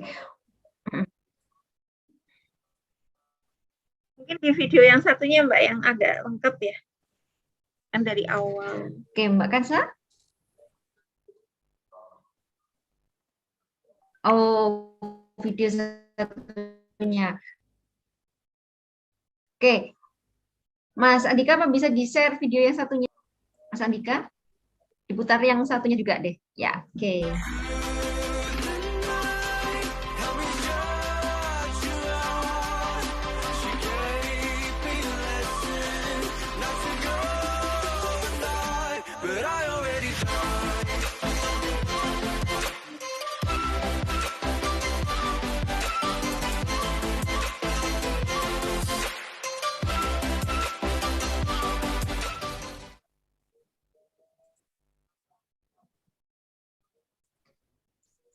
Oke, videonya singkat ya Mbak Kansa.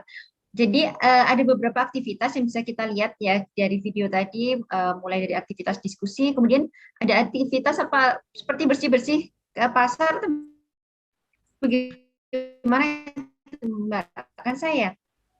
Iya, kami juga ada program Halo? bersih. Wah, ini sinyal saya. Betul Mbak Winda, Ya. ini sinyal Mbak Winda kayaknya. Iya, kayaknya. Mohon maaf, ini tidak bersahabat. Oke, terima kasih untuk sharingnya Mbak Kansa. Kita akan ke sesi diskusi ya ini ya.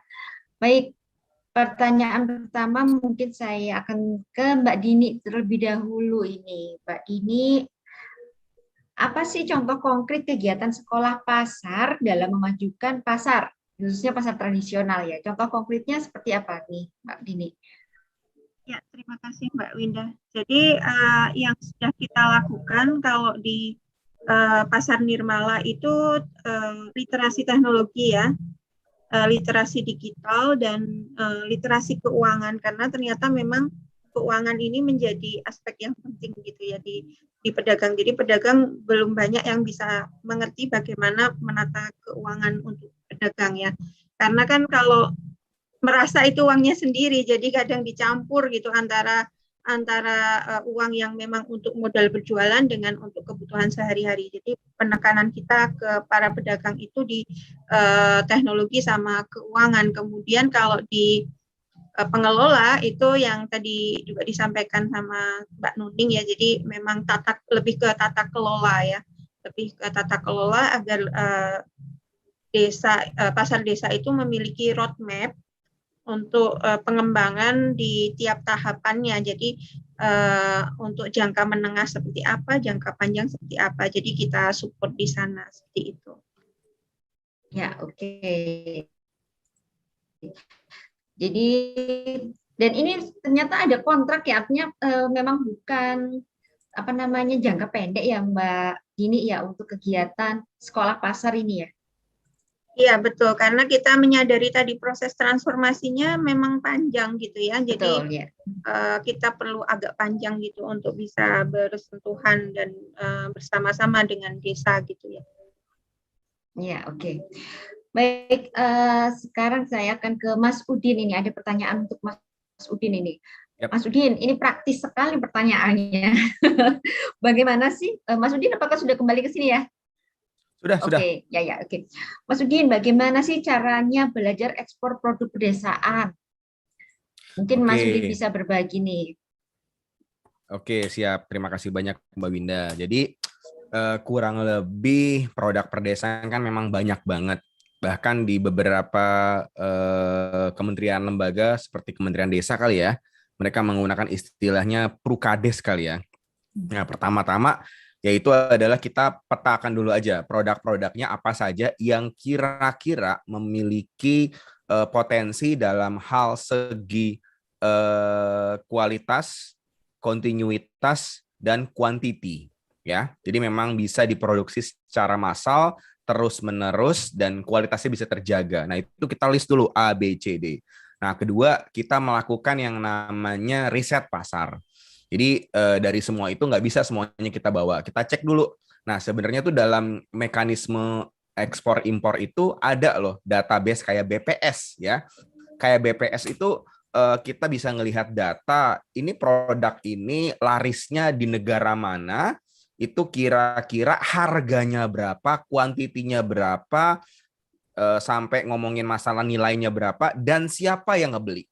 Itu ada yang bisa tertuang. Jadi memang benar-benar pragmatis banget dan konkret banget.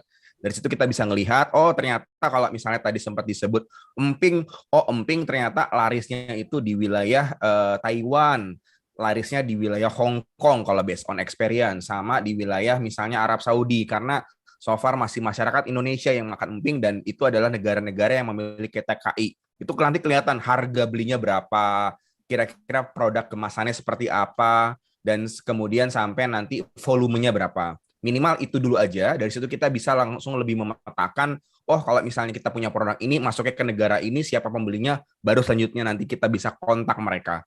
Hai Mister, saya menjual ini, kira-kira apakah ada kemungkinan untuk masuk ke negara Anda, dan lain seterusnya. Kurang lebih seperti itu aja sih, teknis singkatnya.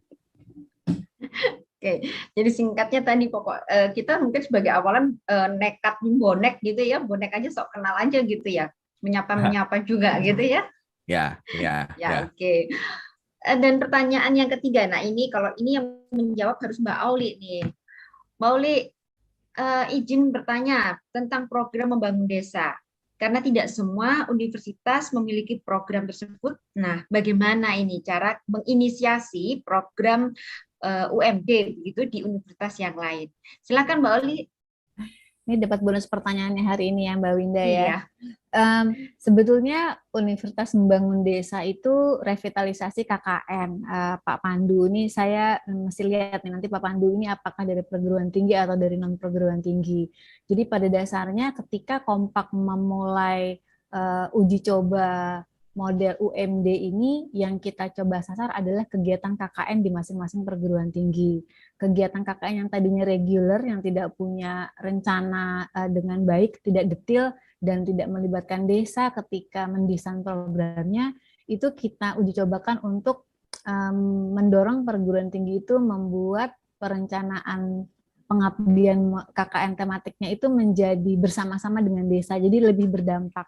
Jadi kalau Pak Pandu bilang tidak semua universitas punya program, saya sebetulnya cukup yakin mudah-mudahan semua perguruan tinggi punya program KKN atau program magang, atau kalau di Aceh namanya kuliah pengabdian masyarakat. Jadi sebetulnya ini yang memang direvitalisasi, program KKNK atau pengabdian masyarakat berbasis mahasiswa ini yang sebetulnya mencoba untuk menggandeng desa gitu ya di awal untuk sama-sama memutuskan apa yang paling pas untuk desa gitu ya, yang bisa berdampak, yang bisa didampingi oleh perguruan tinggi.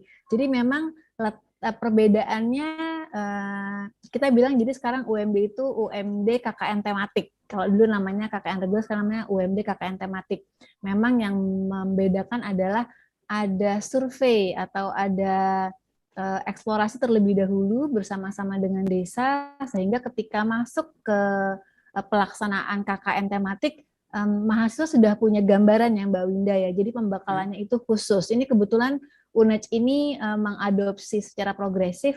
Sekarang bahkan namanya UMD itu di-branding jadi UNED Membangun Desa. Jadi model yang diuji cobakan bersama dengan mitra, dengan 4 mitra di 2016-2017 ini diadopsi secara mandiri oleh perguruan tinggi di Indonesia. Saat ini tampaknya lebih dari 30 perguruan tinggi sudah mengadopsi modelnya. Artinya KKN yang dilakukan di perguruan tinggi yang sebelumnya itu belum tematik, saat ini sudah mulai punya tema berdasarkan kebutuhan desa masing-masing dan menggandeng banyak pihak. Jadi kalau misalnya UNED misalnya gandeng Astra gitu ya, gandeng Tokopedia. Kalau UIN tadi gandeng Pegadaian, gandeng BI, Unpar mungkin gandeng yang lain. Nah, ini yang sebetulnya kita coba dorong.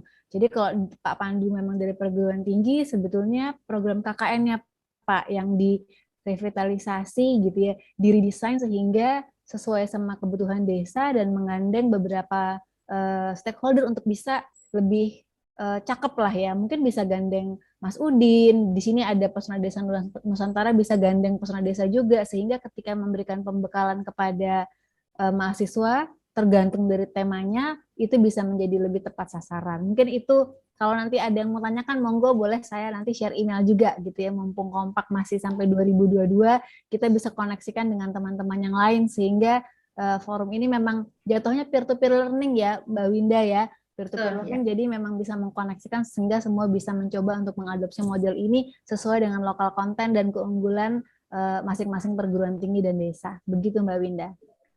Terima kasih. Oke. Memang UMD itu diterjemahkan bisa oleh semua ya, karena universitas itu bisa macam-macam, Universitas Jember, bisa nanti di universitas yang lain juga. Oke, ini tadi sebenarnya ada ini ya, Mas Raihan Hanif tadi menanyakan kan tentang bagaimana gitu ya kalau misalnya sekolah pasar itu tidak ada tidak ada jaringan internet dan sebagainya. Tadi sudah disampaikan juga oleh Bu Dini bahwa tidak harus selalu terkait dengan pasar yang terkait dengan digital. Banyak jalan untuk menuju Roma begitu. Mbak Oli, ini di sini Bu Sun sudah hadir. Bu Sun ini adalah mitra dari sekolah pasar ya. Mitranya UIN Sunan Kalijaga, beliau dari Pegadaian Syariah. Saya undang sebentar, ini di sini Ibu Sun. Ibu Sun? Iya Ibu. Ya, Alhamdulillah Ibu Sun sudah bisa hadir di tengah-tengah kita. Baik Ibu Sun, singkat saja mungkin 3-5 menit untuk berbagi kisah sebenarnya. Bagaimana sih perjalanan dari Pegadaian Syariah, kemudian bergandeng tangan dengan UIN Sunan Kalijaga untuk mewujudkan sekolah pasar. Silakan Ibu Sun. Oh ya. Assalamualaikum warahmatullahi wabarakatuh. Waalaikumsalam warahmatullahi wabarakatuh. Senang sekali ya kami dari Pegadaian Syariah diundang untuk mengikuti acara ini yang sangat luar biasa dengan ide-idenya dan juga pengabdian-pengabdian kepada masyarakat di seluruh Indonesia ya, tidak hanya ternyata ini pesertanya seluruh Indonesia ya Bu ya. Iya. Bahkan tadi ada yang di Lombok, NTT atau di mana itu yang sangat luar biasa di Sabinaan dan juga kreativitas dalam pengabdian masyarakat. Memang kami sampaikan bahwa Pegadaian Syariah ini sudah lama menjalin MOU atau menjalin komunikasi dengan Pegadaian Syariah dan UIN gitu ya, dengan berbagai macam programnya. Salah satunya adalah kita juga ada inkubasi bisnis di kampus FEBI. Kemudian dan yang akhir-akhir nih, bukan akhir ya, harapannya nanti tetap berkelanjutan gitu ya. Jadi kami diajak juga untuk membidangi ataupun untuk mendampingi sekolah pasar di Desa Tirto Nirmolo ya. Maaf kalau penyebutannya salah gitu ya. Dan ini kami dari Pegadaian Syariah karena merupakan BUMN sangat bergembira sekali karena memang dari kita ada perintah untuk melakukan kolaboratif dengan siapapun gitu ya, dengan lembaga yang dimana lembaga tersebut kedepannya memang harus ada sinergi yang baik dalam arti adalah nanti akan meningkatkan kinerja dan juga meningkatkan kapasitas dari pihak luar Pegadaian, tetapi dari Pegadaian pun akan mendapatkan keuntungan-keuntungan, salah satunya kita juga dapat new chief ataupun nasabah-nasabah baru dari pasar. Dan kegiatannya juga sudah kita lakukan, kita dalam mengadakan pertemuan, kita memberikan istilahnya literasi atau memberikan pengetahuan bagaimana sih investasi yang baik bagi para pedagang gitu ya, sehingga harapannya setiap keuntungan itu tidak hanya digunakan untuk konsumtif, tetapi juga bisa digunakan untuk investasi. Dengan investasi ke arah depannya juga akan lebih menguntungkan, ke arah depannya juga akan lebih pede, ke arah depannya bagi pedagang-pedagang mempunyai saving yang lumayan dan saving yang akan aman apabila ada hal yang istilahnya ada hal yang ke depan yang tidak bisa terestimasi atau tidak bisa diprediksi. Ya, gitu. Jadi kami juga mengucapkan dari teman-teman FEBI ya, khususnya Bu Dini yang telah menginisiasi sehingga kita diajak untuk berkolaborasi, kita diajak untuk bekerja sama. Dan harapannya tidak hanya sekolah pasar kita diajak ataupun istilahnya berkolaborasi atau bersinergi, tetapi bisa ke bidang-bidang lain. Demikian dari saya. Dan saya sangat senang sekali untuk diajak join pada kesempatan ini dan harapannya semuanya untuk kebaikan masyarakat dan kedepannya semuanya untuk Indonesia. Demikian dari saya, akhirul kalam. Wassalamualaikum warahmatullahi wabarakatuh. Waalaikumsalam warahmatullahi wabarakatuh. Terima kasih Bu Sun untuk sharingnya pada siang hari ini. Baik, kita tiba nih di penghujung acara, Mbak Oli. Apakah Mbak Oli ingin membagikan? Iya, Mbak Winda, ini ada yang istimewa. Terlebih dahulu. Ya, ada yang istimewa walaupun kita koneksinya patah-patah ya, seperti tari zaman dulu patah-patah. Ini ada yang istimewa, siang ini sebetulnya ada kabar gembira yang kita bagi bersama untuk teman-teman yang hadir ngopi Selasa. Jadi ini bisa semoga juga menginspirasi. Ini ada 3 penghargaan nih sebetulnya Mbak Winda. Ini kebetulan tim UNEJ nih ya. Jadi mungkin besok-besok juga boleh nih kalau misalnya punya penghargaan atau award, boleh di-share di ngopi Selasa juga ya, biar netizen-netizen juga bisa komen yang bagus-bagus nih Mbak Winda. Ada penghargaan untuk mahasiswa atas nama Mita Cornelia Dewi, ada Mbak Ulfa Wahdiani dan Mbak Aida Nur Azizah. Ini Silver Prime Defender Distinction 25 Demi International Essay Event ya. Pembimbingnya adalah Dr. Gigi Agustin Wulan Suci Darmayanti MDSC. Ini dari kelompok 16 KKN Back to Village 3 gitu ya. Ini yang pertama. Kemudian yang kedua, ini ada Mbak Siti Maimunah. Saya sempat bertemu dengan Mbak Siti virtual sih Mbak, zamannya kan masih virtual ya. Mbak Siti Maimunah ini KKN-nya KKN Back to Village kedua, batch kedua.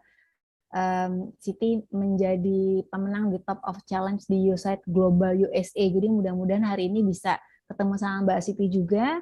Kemudian yang ketiga ini ada Golden Award International atas makalah DJOSA, Disability Job Seeker Application di Darul Aman International Innovation Competition and Exhibition 2021 online dan virtual presentations. Ini yang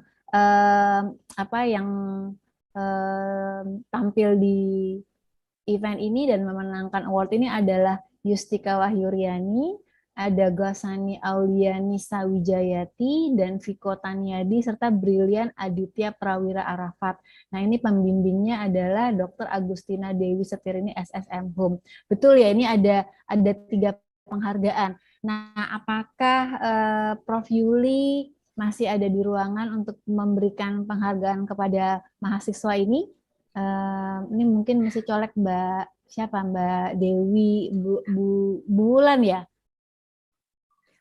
Sepertinya Prof. Yuli ada kegiatan nih tadi. Ya. Jadi nanti yang mau memberikan atau ada mahasiswanya nggak yang mungkin boleh muncul kamera nih biar disaksikan dan bisa diberikan aplaus. Sambil aplaus lah ya. Coba saya lihat aplaus di layar masing-masing. Bapak Ibu boleh pakai icon, boleh pakai tepuk tangan.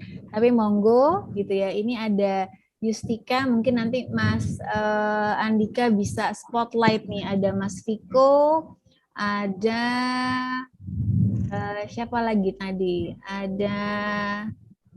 Ini ada Bu dosen pembimbing ya, ada Bu Wulan sama Bu Dewi. Gitu ya, ada dosen pembimbing di sini. Ini sebetulnya harapannya. Oh, ada Viko hadir. Ada Mas Viko, ada Mbak Yustika, ada Mbak Siti nggak ya? Ini mungkin nanti ada Mbak Fitri dari Pesona Desa Nusantara, mungkin kalau mencari talent-talent mahasiswa bisa juga nih Mbak Fit nih, kayaknya banyak nih yang bisa diajak berkolaborasi ke depan ya.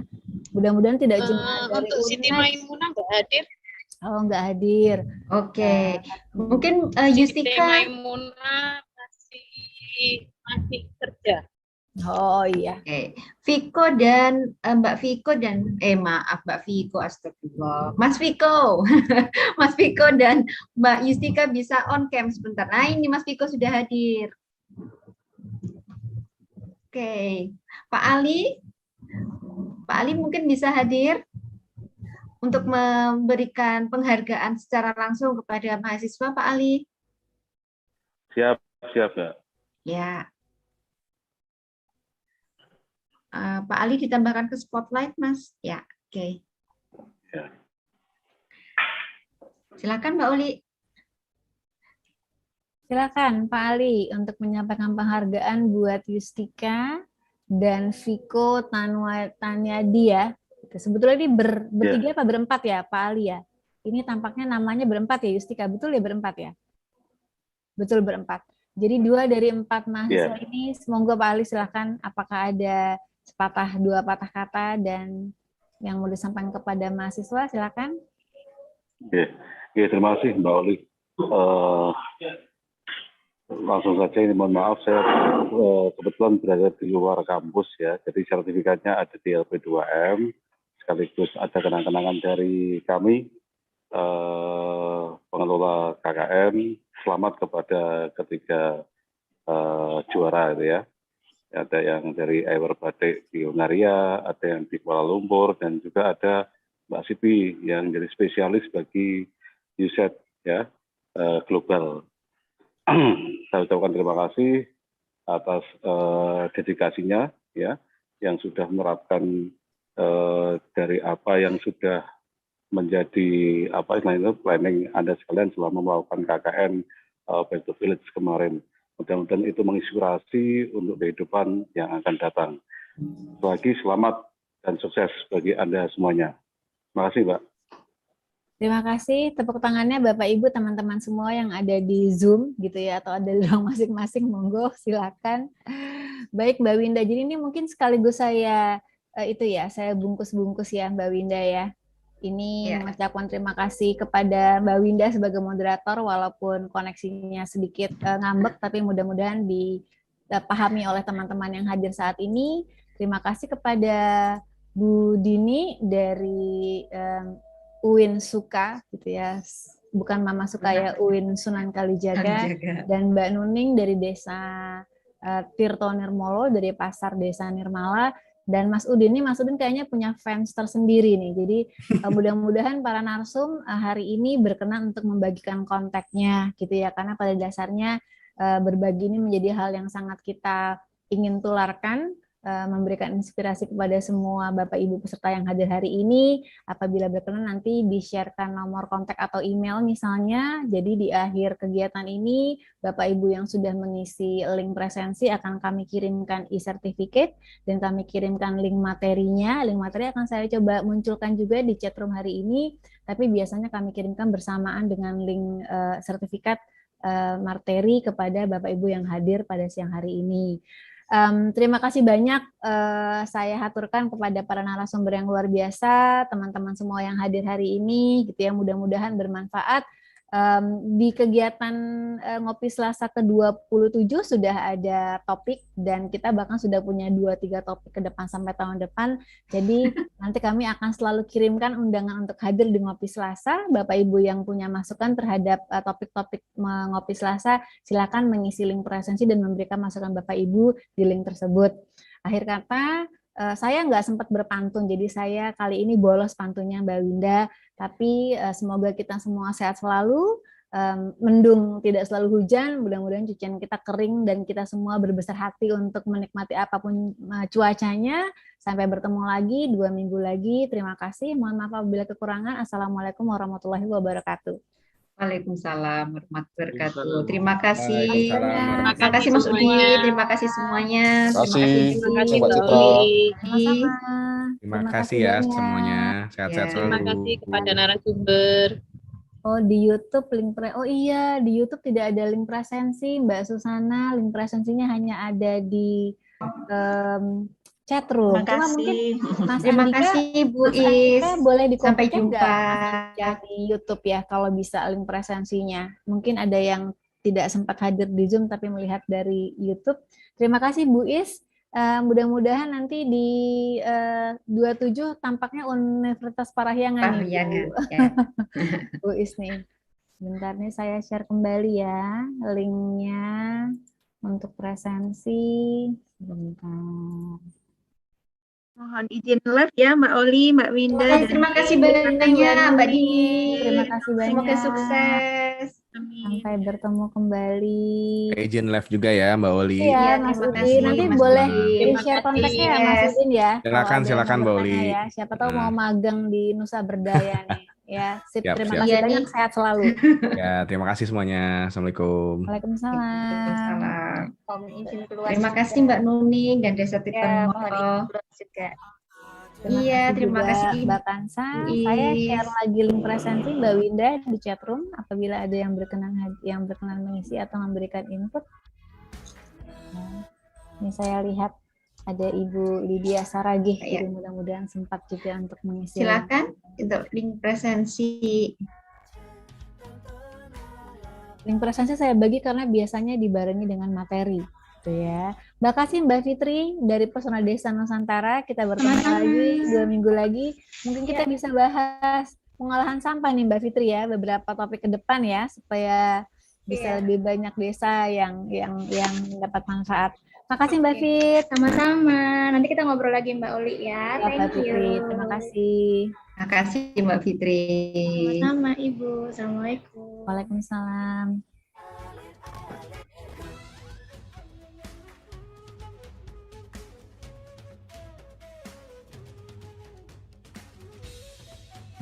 Link presensi sudah saya share Mbak Oli di YouTube.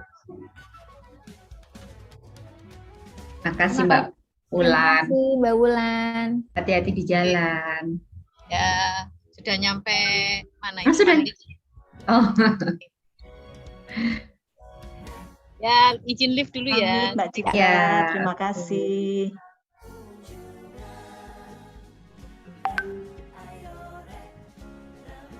Baik Mbak Winda, kita akhiri ya pertemuan di ruang Zoom. Mas Andika silakan ditutup. Iya, Sampai Mas Andika ketemu silakan. lagi, 2 minggu lagi. Assalamualaikum warahmatullahi wabarakatuh. Ya, terima kasih Mbak.